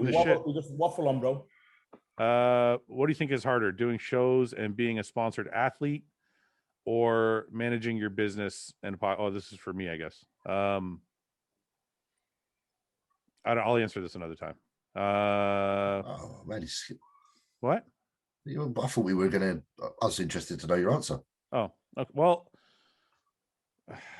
I don't know. I don't know the answer, to be honest with you. It's like, that's why you're skipping it, because you can't fucking think of an answer. That's terrible. You could have just admitted that. Just say I don't know. Okay, this is the thing. Running the business of the podcast is easier. Yeah. Because it's enjoyable, it's new, and it's not physically demanding. Yeah. That's fair. It's harder because it's not harder. It's easier. You fucking love it.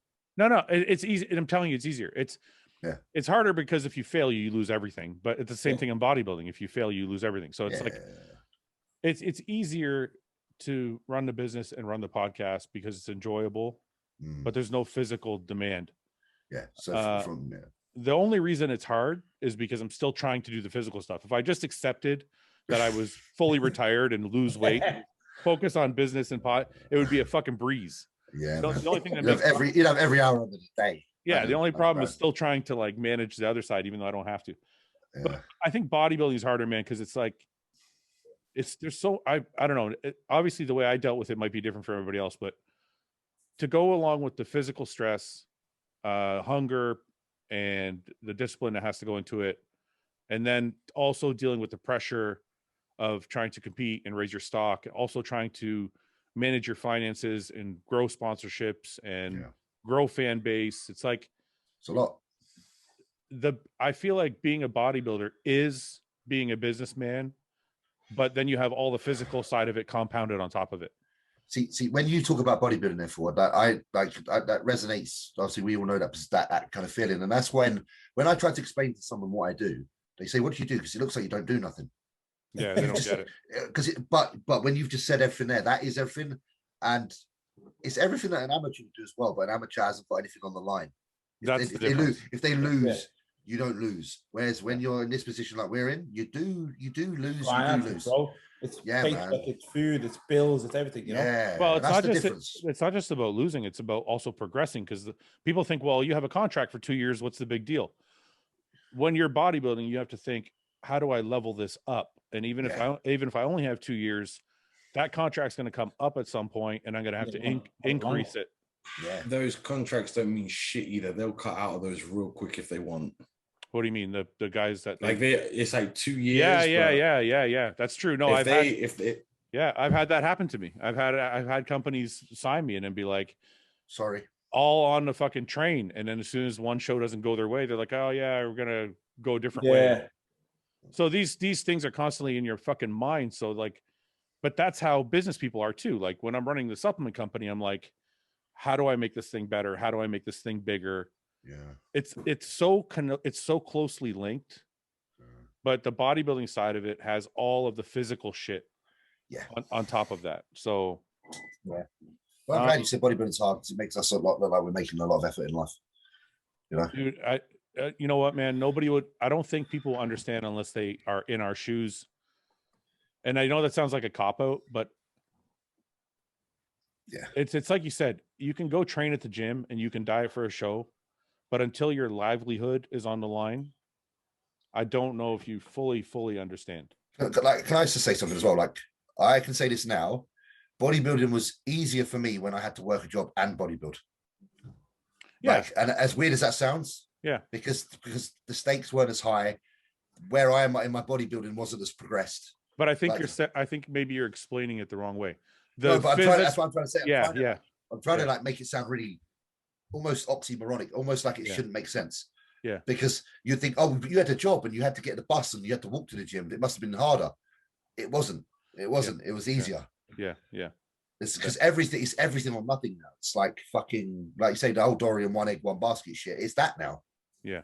You know? I got for Nathan, how do you find with the kids, does that, because just being a dad in the last year, I'm like, wow, this is like rougher for me. It's way harder. I could never even do that.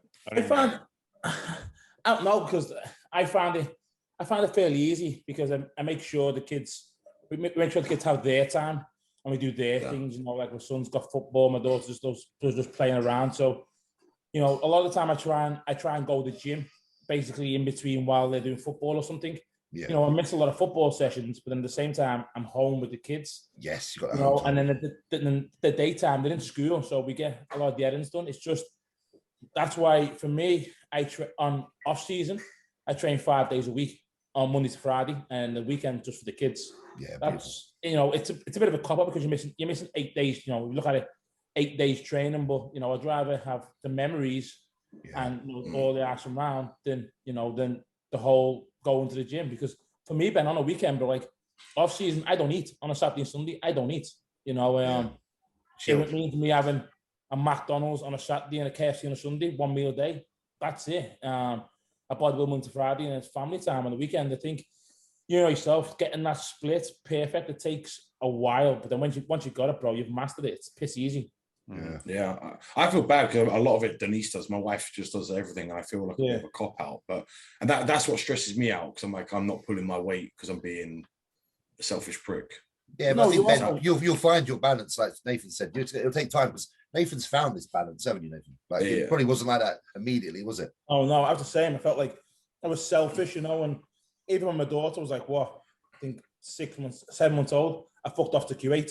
just packed my stuff and just went, you know, and missed and everything. But it gets to that point to where you look at, like, look, in the day, you know, your kids love you and you're doing what you're doing to provide for them, to feed for them. And, you know, in the long haul, that's for me. That's for me when I realize when I'm 40, I'm done. Because my son will be 13. I can get, you know, their father and son time. Right now, he's like, Mum, take me to football. When I'm older, I want to be able to go football on Sunday, have father and son time, and do our own little thing. So that's why my 40. I said the same thing. I said when Phoenix is 5, so he's 8 months old. When he's at 5 or 6, then I don't want to be trying to do anything anymore. Yeah, I'm getting emotional like listening to this. I'm getting like a little bit teary by the eyes. You want to update Arimidex a little bit or what? I need to update Adex, bro. Do you know what? I just felt, because I think like, because I'm not a parent, but from any parent I know, they say that when it happens, everything changes. And I'm just putting myself, I can't put myself there because I can't truly understand it, of course. But I'm trying to think, what would our parents have felt about us and how much did they care about us? And I'm just putting myself in that position, and it's making me feel like wholesome. Shit, dude. It's My, nice. my parents, I honestly, and I'm sure a million people say this, but I fucking had the best. I feel like I had the best parents on earth because they literally, my dad came here as a welder. And my mom didn't. My mom was just she took care of us, but she didn't work a job. But they never fucking went to dinner. They didn't go to dinners. They didn't buy themselves clothes. They didn't fucking. My dad raised 5 kids on like 40 grand a year, man. Yeah, man. I can't raise myself on 40 grand a year. So you start appreciating that, don't you? You start appreciating that. He took and then it wasn't until my oldest brother. Look at this. So I can't. Where's Summer? Thank you, sweet. Wait. This is what? Oh, you got both. The best of both worlds. No, I'm just saying it wasn't until my brother and sister were old enough that they actually started to send my parents out for dinners and stuff like that. So I don't think it's like you said, James. I don't think me or you will understand until. No. Do you know? I think one of the most important things about having kids, which is what Yannick was, is when you're old fart, they can look after you. I worry about that. I don't have kids right now, and I'm like, what am I going to do when I'm fucking? Who's going to take care of me when I'm 75? Like I said, you can always adopt, and that's still the same. Like for you, they can look after you when you're an old fart. I'd love to adopt, bro. I'd love to adopt. I'm going to adopt somebody who's like 20 years old, so he can take care of me now. Just ready to go. check their grades. Check their grades. Right? Yeah. I think adoption is one of the best things a human being can do. I do as well. I think it's great. Nathan, I'll tell you this: if the process was easier, I would have already done it. That's really been the biggest hurdle for me is the process. Over here, it's not as hard over here. I don't think it's not as hard. I said to him, "This like I'd love to adopt." The simple fact is that you've got 2 kids of our own, but to love another child the way you love your own is a lot. I mean, I think it takes a bigger person to do that. Myself, because everyone loves their own kids. That's undeniable, But love another child's not yours, but to bring it to make that child yours. That's something no human being can fathom. That's awesome for me. That's why I want to do it. I like that you can. This is sound bad, but I like that. If I adopt, I can kind of pick and choose. Like, I was about to say, Fouad, what color would you get? I thought about that. I'm like, it's funny. Somebody messaged me. Caucasian white. Yeah. No, somebody messaged me the other day and they said they were gonna adopt and they want to get a mixed kid for whatever. I can't remember what the fuck. They're like, I'm gonna get this mixed kid. He's gonna be a great football player. James, you got some rice in your beard, dude. You want to grab that? Oh, so far. So the color of your child, you can pick the color of your child and stuff, or you can. I don't even know what I would pick. The first when I was thinking, okay, when I was thinking about it originally, I thought I was trying to be noble about it. So I'm like, at the time I first thought about it, there was the war going on in Syria. So I was like, there's got to be a lot of Syrian kids or babies that need help. So I was like, that's where I would go. And then since I'm Arab and the kid's Arab, it would kind of mix, it would be okay. But then later on, I started thinking, like, maybe I want like a football player. Well, that's what I'm saying. It's like you can choose, isn't it? Like, maybe I want to get like it's fucking beefed up jacket. Some jacked from the ghetto. He's just rough as fuck. Yeah, let's go and fuck them up. Let's go and fuck them motherfuckers. Yeah. I just want to say something before we move on from this question, because this question's taking forever too, but they asked about the business and the podcast. I have to say this, without my wife, I couldn't do the business. She does like way more shit than I do. and she takes care of most of the back end. So I just have to say that for sure. So, you know, I'm not doing this by myself. And as far as the podcast goes, the guy that runs the Bodybuilding Bollocks page also makes this fucking show way better because he picks out all the best clips and keeps people interested. So without those, so I don't want to forget that anyway, before we go on. We do a great job for you too.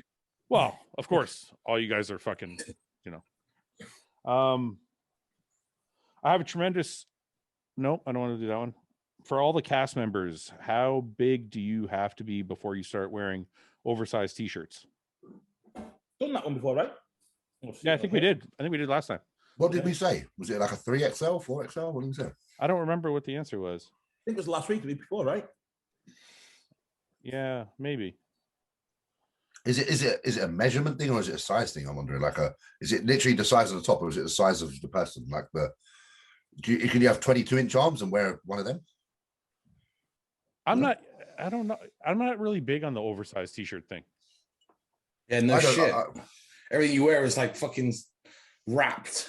What are you talking about? Look at the shirt you're wearing. Look at the shirt you're wearing right now. Tell me it's not comfortable. Well, yeah, 'cause I cut the sleeves off because they were fucking like that on me. Yeah, he's chopped it up. Yeah, well.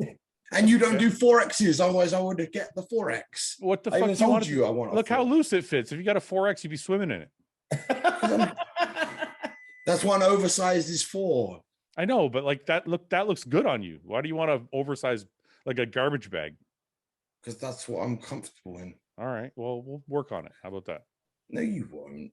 I am. I'm looking for it. Honestly, I have samples coming. Oh, I have to find the right material. I have like a bunch of different oversized shirts coming. I have to try them all. Hard. It's really hard to find. And no, Next Level do the 4Xs, right? That's a good material. Yeah, but it's not oversized. Not the right kind of oversized. You're asking for a size up. I'm looking for an oversized tee. It's a different long sleeves, big, like long droopy shoulders and stuff. Yeah, I got one supposedly that was oversized. I put it on. I'm like, this is like normal. So I have to try a whole bunch of samples before we find the right one. Yeah. Okay, let's go. Is any one of the UK guys watching the Euros? No, I don't care about football. You must be, Dave. Nah, bro. I haven't support England is shit. We're a bag of dicks, bro. Bag of fucking dicks. I don't watch football either, so that's two of us. James, what's your favorite loadout on Warzone? This is the Farah, and the fucking Mac 10. Yeah, that's enough. That's what it is. Okay. I have no idea what that is, Jay.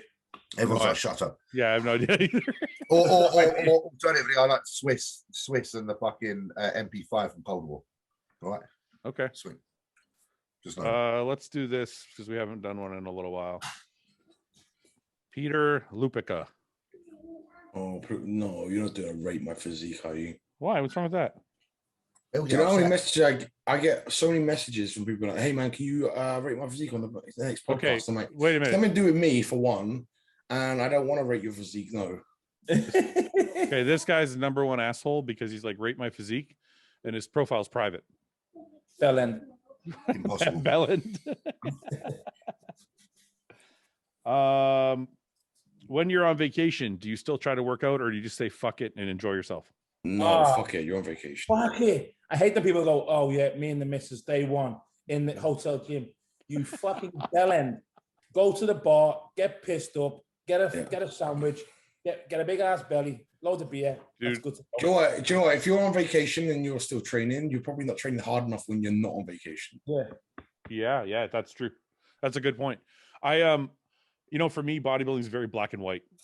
It's like if I'm in, I'm in, and if I'm on vacation, I'm fucking out. Like, just. But you need that break so that then when you get back, you can go again. You can't just keep fucking.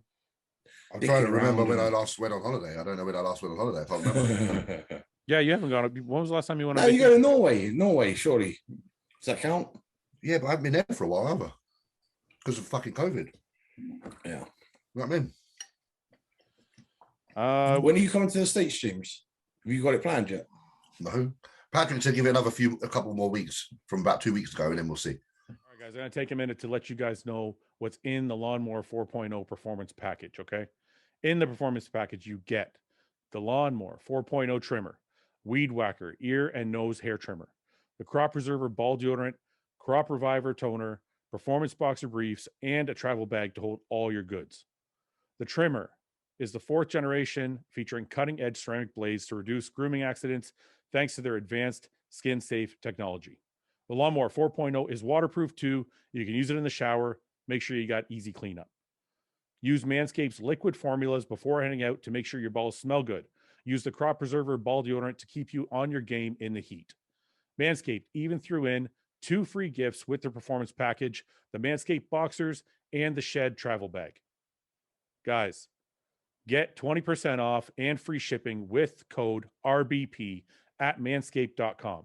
That's 20% off and free shipping at manscaped.com using code RBP. Ben or James, honest thoughts on Jamie the Giant's physique. Does someone as tall as him have a legitimate shot at winning the Olympia? How heavy would he have to be on stage to completely fill out that monster frame? Ben, do you want to go first? I think he has a couple of just phenomenal shots, which his frame only allow him to have. Like his front lat spread is so outrageous because of his frame. It really is a unique look to it. The way he's improving, don't count him out. Sorry, go ahead. He's finding images. No. Do you know what? That front lat spread that he has, his elbow to elbow is so fucking wide where he gets it out there. It's just such a dominant pose for him, and he's not far off of filling that one in. Obviously, he needs to fill in a bit more, quite a bit more, but fuck, ain't bad, is he? Fucking hell. Like, come on, let's be honest, boys. I think all of us can agree he ain't a bad fucking bodybuilder. It's such a pretty flow on that. I mean, obviously, he's got some tissue to put on, but he knows that. I think he can do. I think I'm looking at him going into shows like Puerto Rico, and I think he's going to place well. Like, I think he's very good. Well, did he get 3rd at the British Grand Prix last year? 4th. Mark Hector got 3rd. Gotcha. Yeah, listen, Jamie's got some good shots, man. Probably when he turns around is probably when things start to reveal a little bit, but even then he's improved that a lot. Yeah. So, it ain't the worst, is it? From the front, he's very good. If he can bring up that back and the side shots, he needs a little more thickness, I think, in his legs from the side. Listen, I'd be impressed by him whether he's a British guy or not. I'd be like, this is a tall geezer filling out a fucking big frame. He said yesterday on the podcast when I had him on, we were talking about it, and one of the things I think he said that really holds true is you can't really tell how good he is when he's by himself in these pictures. Because when he stands next to the other guys, you see how big he really is. Yeah, he's a large guy. He's a large big. guy. Yeah. Fucking big as fuck. I like to compare him to Paul Dillette.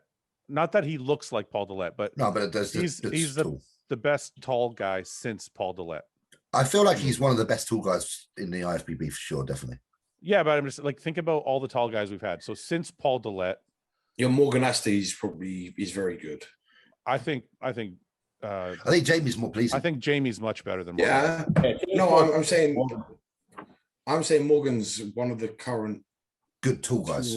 Good tall guys is what I'm saying. So he's the only person I can think of that's over 6'3". Well, Morgan's a freak, and he's definitely a freak. He's like a Marcus Rule of our times. Morgan is big and muscular and all that, but I don't think his physique lends itself to the placings that Jamie can. Yeah. I think Jamie's waist. I agree. Give him better placings. Yeah. I agree, but I'm saying who else currently? Yeah. Who else? No, there isn't anybody. But I don't think he's probably his nearest competition in the current. Yeah, climate. The point I was trying to make is since Paul Dillette, we haven't seen a tall guy that could potentially place in the top 5 at a lot of shows. Yeah. When I look at Jamie, I'm like, he's got some wolf-like attributes, Yeah. He's going to be good. Definitely going to be very good. Well, I've stood next to him multiple times, and I'd never like it. I never enjoy that. I think he'll get the final decision on the weekend. Akeem is not his best, but if he gives Akeem a run for his money, I think he could do. I feel the same, Nate. Ready, because he at the moment, last year, no disrespect to Jamie, he didn't have it in him to win a show. He didn't have it in him. This transformation he's made over the last year, He's done what he can win a show. He can win a show or two. Believe. I think so. I think at the right show, Jamie's got a winning physique. So I have the lists here that me and the guys Puerto Rico from the other podcast put together. Yeah. So maybe I should see what you guys think real quick. Yeah, I bet they don't give Jamie any credit. Well, They do put a fourth. Fifth. I got him in 5th. Where have they got him? Ian's got him in 5th. That's good. Where's Nick? Nick didn't place him in the top 5, and neither did Guy. I knew they wouldn't. It's Americans, isn't it? Fucking Americans. Listen. Look at the picture, right? He posted a picture of that Muhammad, the big. He made Muhammad look small, mate. Listen. See Muhammad's legs and Jamie's feathering. Mate, I was looking at Jamie's quad. Wait. Where's this picture? Where is it? Look at Jamie's got. Jamie's story. Jamie's story. Jamie's got some of the most fucking outrageous lines in his teardrop, isn't it, right now? He's in shape. You get thin. Yeah. You guys talk about this with Hassan? Yeah. Yeah. Look at the quad. You can't see it. It's shredded. His quad is shredded. On the quality of it, his quad is shredded. Here, yeah, you can see it. Yeah, believe me, Hassan and I ain't got those details. And Jamie will come in. Jamie will peak very, very well. He's been consistently holding a nice dry look. Like him and Jordan have got it down to a T at the minute. Yeah. Mate, he might upset a lot of people this weekend. But yeah. I hope he does, because I want him to do well. He's a fucking good guy. This is that guy's also going to give Choopan hasn't got the separation, I don't think, to stand next to Jamie if Jamie's as good as he could be. I don't think the separation is going to be there. I don't like his veins. Where did I see that photo of him? I saw one as well. These ones, but he's not as separated as Jamie. I said that to the guys. I thought his separation, his legs wasn't deep enough, but I still think I have him in 3rd. I think Choopan's really he's a nice, he's a very balanced bodybuilder. He's kind of got a bit of everything. But because of that, there's no one thing, no one attribute that's like, wow, like he's not super, super pilled and he's not super, super separated. He's just good. Okay. James, do you have Akeem winning? He should win by right, but I've only seen the pictures of him and he looks like he's not as ready as he normally is. But you got to bear in mind, Akeem is top 6 Olympia material. He might even be at 90% and still outdo everyone. Do you have Akeem winning? I don't think it's 80%. You know, I've seen a picture of him. All he's shown is sad. It's a sad. I have Akeem winning because of being Akeem. Okay, so James has to lose, right? James has Akeem winning. Ben, do you have Akeem winning? Yeah, it's his to lose. Okay, so Ben has Akeem winning. Nathan, do you have Akeem winning? Yeah. Okay, who do you guys have second? I'm going to bang Jamie in second, mate. You put Jamie in second. I'm going to bang Jamie in second from Choopan and Hassan. I think Jamie's beating them too. Yeah, I think so too. Jamie. What's my place in James? Nathan. Yeah, I think second, man. Nathan, what do you think of second place? Yeah, Jamie second. Jamie second? Yeah. Just on condition. I know he'll get knocked down for the back, but Shaban's back is not is the same as Jamie's. Yeah. Okay, third. Who do you have third? Choopan. Yeah. All of you?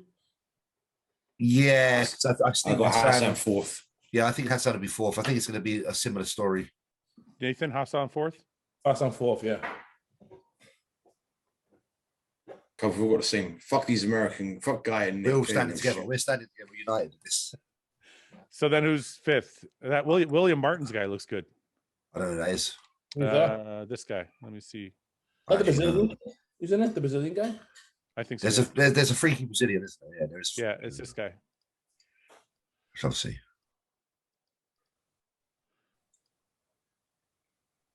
That's probably a bad shot of him. It's a little weird. So it's a weird angle. Here's a better. He's 5th. Put him 5th. Yeah, the shape of his front double biceps off putting. You got him 5th? I'll put him 5th. So did we forget anybody? He's not got the tidiness of the other boys have got. They're all a bit tidier. Yeah. That Muzi guy, Muzi looks good too. Andrea's not going to be top 6, top 5. Muzi always fucks around with the stomach though. The stomach always just extends. He's got some great shots, and I think but I just feel like at a show. He's smaller now. I think he's depleted. He looks depleted here because in other shots he looks bigger. Like here, he looks full. I think he's side shots now, because like Nathan said, the stomach. He seems to let it out a little bit, even though he could control. I feel like he could control it better. He's got a shirt on there. I can't see. Oh, here's a side shot. Yeah, I don't know.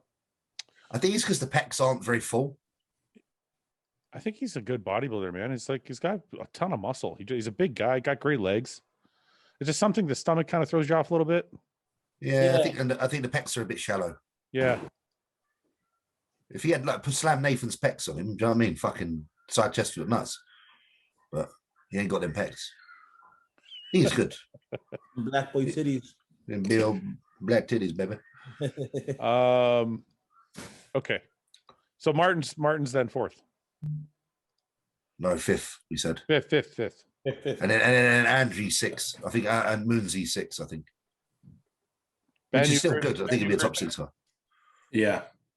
Okay, so I might even have him flip flopped. So I might even have Martin. Isn't it so interesting how, you know, I sometimes when I'm doing this show, I feel like I'm doing like a psychological experiment. Against us and Guy. I love to see how people interact with each other. It's so funny how you guys are all like, yeah. You guys all agree with each other. And then if I look at the other guys, it's totally different. Ian can't agree with no one. No. They all agree. Oh, Ian didn't agree with them from what you said. Nick but I mean, it's very close. Like, I guess, so Ian has Akeem winning, Shaban second. Nick has Shaban second. Guy has Shaban second. They're underestimating Jamie. I actually think Shaban might be second, but I put Hassan in second just to fuck with them. Yeah. And then Ian has Martin's third. No, Ian, bro. And Nick has Dorian Haywood in third. Oh, Dorian Haywood's there, but he's not going to beat Jamie. And Guy has Hassan third. I had Shaban third. Haywood will probably be top six, to be fair. He probably will beat Andrew Munsey. Ian has Hassan fourth and Jamie fifth. Mate, Jamie can rock this. I hope Jamie just... Jamie needs to just get on a stage and stand big and just show these fuckers. Jamie's good, bro. I see him at the show. He's good. You know, right. He's better than fifth. All right, let's rate a physique before we go. Let's do it. What do you think, Nathan? Future superstar or what? How old is he? I don't know where the fuck his thing. Oh, there he is. 23? Classic. 23. How did you guys guess? On his page. Oh, it says it there. 23 years old. I've done 2 shows getting ready for my third. Can I just say before we rate him, don't get ready for your third. Just put on more muscle. Yeah. Not bad. You know, not the best 23-year-old I've seen. 7'3". I'm doing nice. Ben, what do you think? It's just light. His frame needs a lot more tissue on it, right? Yeah, he's got like decent structure. He's just it doesn't say his weight. Well, he's way under the weight limit, so his quads are okay for his quads are quite a decent shape. Yeah. Needs to put some thickness across his chest and shoulders and arms. But like James was saying the other day, when you go to work on one body part, the others come up to, like, you know, if you're putting work in and bringing up your chest, you're doing the same for your back. You're doing the same for your shoulders. Yeah. I feel like 23 years old is not that young. It's not. Back shots are nice. You can see he has potential to have, I think, like really good quads. Like I can see the quads. But I think a lot of these classic guys now, they look like a normal gym body. Yeah, we need to be a bit firm with what we say. Bodybuilding and classic, but like half of them are classic, they're just small men. Yeah. James, this is what I did last time. I refused. I said no, just do an open class guy. I don't want to rate a classic guy because I feel like they're capped. Why is there no back shots anywhere? That's what I'm thinking. Maybe there's no back. That's what I'm saying. Like there's not one back shot in here anywhere, unless I'm missing it. Come on, bro. If you need a back shot. There's no back shots. I don't think this, like, the positives that stand to me is he can hit a semi-vacuum, and he's got a good shape in his quads and he's symmetrical. But he needs more muscle everywhere, doesn't he? Everywhere. Side chest needs a lot of work. He's got good tricep insertions. His triceps insert like quite low. There's a back shot. But you do like three or 4 years of raft. Yeah.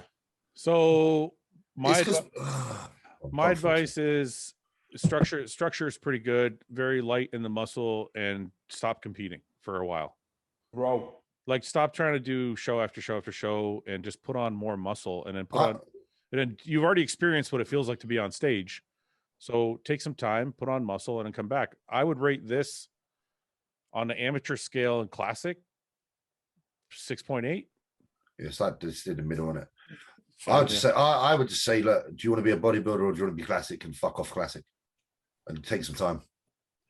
Take some time. I wish they'd just get rid of classic. That'd be so much easier. Why? I like classic. I don't like it. It's just, you don't like classic? Why? It doesn't interest me. It feels like that men are meant to push the boundaries. It's like putting in this another class that's just easier for people to get to, because the main one is harder. So people were like, oh, classic for many is a stopping gap, and I feel like we should have less stopping gaps and more actual goals. Yeah, that's weird though. I've never, I thought you guys felt differently, but I think classic's awesome. I know people getting ready for classic that are doing it just because their weight is convenient for it. And I'm thinking, I 100% agree with you. And I think, but the whole point is that you shouldn't do what's convenient. You should get uncomfortable and push yourself beyond where you are. Okay, but wait a minute. No. I agree with you 100% on the amateur, right? But like, let's take classic Olympia. Yeah. Classic Open. You don't like watching the classic? Get rid of Chris. He's too fucking good looking. I'm pissed off. I tell you what happened. Fouad, I tell you what happened. I went to the Olympia. I watched the men's Open. They won another class. I got out my seat and I walked out and went to the bathroom. I went and got food. I went and got a drink until the Open boys were back on. I'm totally opposite you guys, man. I love it. I think it's great. Chris is just making us all look ugly, and it's not fair. But honestly, look, I completely appreciate the aesthetics of like the top guys. I just have no internal desire to want to. That doesn't interest me. That's fine. But wait a minute. Yeah, I think it's great. I mean, interest me as far as like trying to do it myself. No, but is like, as far as watching bodybuilding as a sport and an art form, I think they fucking look awesome, man. The top 5 at the Olympia were like phenomenal. Yeah, yes, but okay. Now it's very competitive. Like it's not like take out the rest of the take out the top boys and go to an amateur. If I go to an amateur show and I still watch the Open class, right? Because this is interesting. If I go to an amateur show, I do not want to watch the classic boys. Yeah, I don't agree with that. I don't totally agree with that. If the Open guys suck, I don't want to watch the Open guys either. And just saying amateur classic men suck. Not always. I mean, they all fucking suck. Well, I mean, look, everybody has their own preference, so it's cool. I mean, like I think we're not being serious. I think shitty bodybuilding in general is shitty bodybuilding, whether it's Open or classic. Here's my analogy, Fred. It's like when there's a fight card on, and I'm texting you, and you're like, "Yeah, I'm not watching them because they're small." When you're not watching the low. Like you won't watch the 145 or the 135 pound, the 125 pounders because you're like, it's boring. No, I watch those guys. I don't watch the prelims. Okay, right. So they're my classic prelims. That's his prelims. They're my version. No, It's my version. It's my version of the prelims. I'm like, I'll wait till the main show comes on. I'm going to say I got nothing against classic at all. I do find it funny though how everyone thinks they're a bodybuilder because their weight suits classic. So someone's physique can nowhere be ready for a show, but just because their weight dictates they can do a classic class, they're like, yeah, I'm a bodybuilder. Yeah, that's what fucks me off. That's why I'm like, I'm doing classic. But what you're forgetting is that there's a look to classic. Like it shouldn't just be weight different. It shouldn't just be based on weight. Right. And that's where there's a blur between the criteria, because it's like the look isn't the only thing that gets you there, the weight does as well. And some people's got dead physiques, but yet they call themselves classic. I'm like, oh, you're not classic for fuck. You know what I mean? I honestly agree with you 100%. I meant more. That's where I agree more. I agree more. Yeah, I'm with you guys on that one. I meant more at the Olympia level. I actually really enjoyed watching, because we were doing the live feed. Yeah, and I could give a shit like about no offense to the men's physique guys, but it's not doesn't interest me, right? Yeah. So like, I don't think it interests anyone, does it? Does it? Anyone? Well, but when the classic guys came on, I was like actually really into watching Terrence and Breon. Yeah, and their presentation's amazing as well. And seeing Chris, if Chris could take Breon and all that, like that was actually like an interesting show for me. A big moment, yeah. Yeah. Anyway, I enjoy it like for Olympia level, but normal show level, I hate it. That's what I mean. A lot of times you pull up most of the rate my physiques, they're like, oh, a 23-year-old classic. I'm like, no, you're a 23-year-old bodybuilder that hasn't put on enough muscle yet. Yes. Yeah, I agree with that. Yeah. I heard the yes in the background as well there from someone. I'm sure I did. There's more yeses. Who's that? Who said that? I don't know. It probably wasn't even that. I thought someone else said yes. So I was happy. You get to pick one member. Last question, and we'll go. All right. You get to pick one member from the Bodybuilding and Bulks crew to battle in a tag team match against the others. Who are you picking and why? Jim. Nathan. Ben. I'm thinking Ben can fight, bro. You can he does martial arts. I picked Ben in my other. I pick Ben in the other podcast. I feel like I've got a reputation now that I need to uphold. I need to go and start a fight. Ben in the other podcast, they asked, "Who do you want to take?" It was something about a bar fight. Who are you taking into a bar fight with you? And I picked you. Nick and Guy picked each other. Wait a second. Fuck this, right? Guy should have picked me because when we were in Tennessee, I thought Guy was in a fight and I went flying out to go and fucking wade in on this ball that had kicked off. I had Guy's back. Gonna have to have a talk with Guy then. I was inside the gym and there was a boxing ring outside, right? And there was some sort of scuffle that happened. Well, someone was in the doorway and went, that they said there's guys fighting outside. Oh, and you thought Guy was fighting. So I heard guys fighting outside. So I just went through the door. I'm gone. Yeah. I'm gone. I'm halfway up there. And then I see Guy over on the left just watching. I'm like, oh, it's not good. I'm like, what the fuck? So I was like, I'm already waded in, back having Guy's back. So Guy needs to piss off. I'm wondering if I can pick Paul. Paul? He's like the nicest guy on earth. Yeah, exactly. Paul's going to try and talk his way out of the tag. He'll diffuse the situation. Won't even have to fight. Paul's going to start small talk, and then everyone's going to end up being friends. Exactly. He will literally diffuse the situation before it's even erupted. So smart thinking. That's actually, yeah. If you don't want to actually get in a fight, pick Paul. And if I'm with Paul, I think I'm a nice guy as well. I think we'd rub off with each other on the people. I think they would like us. I think we'd fucking, Do not show Paul this clip. Oh my! I'm not. No, I'm gonna for sure. Listen, I might have done this just to please Paul. I'm definitely gonna hard on right now. I'm gonna chop this piece out for sure. Like it's not gonna. You chop this out. You're fucking. It's over. Paul's gonna live off this for a long fucking time. He's like Paul's my tag team partner. Paul's gonna get a shirt that says "James picked me." And I'm sure he picked me too. I think I got to do a third. I got to find a way to make a third podcast now, or a fourth one, because Paul. I haven't been able to find room to put Paul in. Bless him. And now Jamie, people are like, Jamie's got a fucking a spot for Jamie. How would Jamie and Paul do on a podcast? That'd be fun. Doesn't Jamie do his UK muscle one? But Jamie's always like he's too busy playing Call of Duty as well. Oh, is he a gamer? Yeah, he likes Call of Duty as well. It's hard to get him on. Cuba would message me and Jamie and be like, "Do you want to do the podcast?" We're like, "Yeah." And then we're on Call of Duty. We're like, "Oh, fuck that." It's Cuba that really loves doing it. We were just too busy. All right, we'll figure it out. Okay, guys. Next week. Beautiful. Next week, buddy. All right, boys. Have a good weekend. Have a good weekend. Have a good one, guys. Later. Thanks for watching. Please subscribe, share with your friends, and like the video. And if you get a chance, check out the description for all the different links to all the different places you can find Hostile and myself. And lastly, check out hostile.com for our new line of supplements and all of our apparel and gear. Thanks again for watching.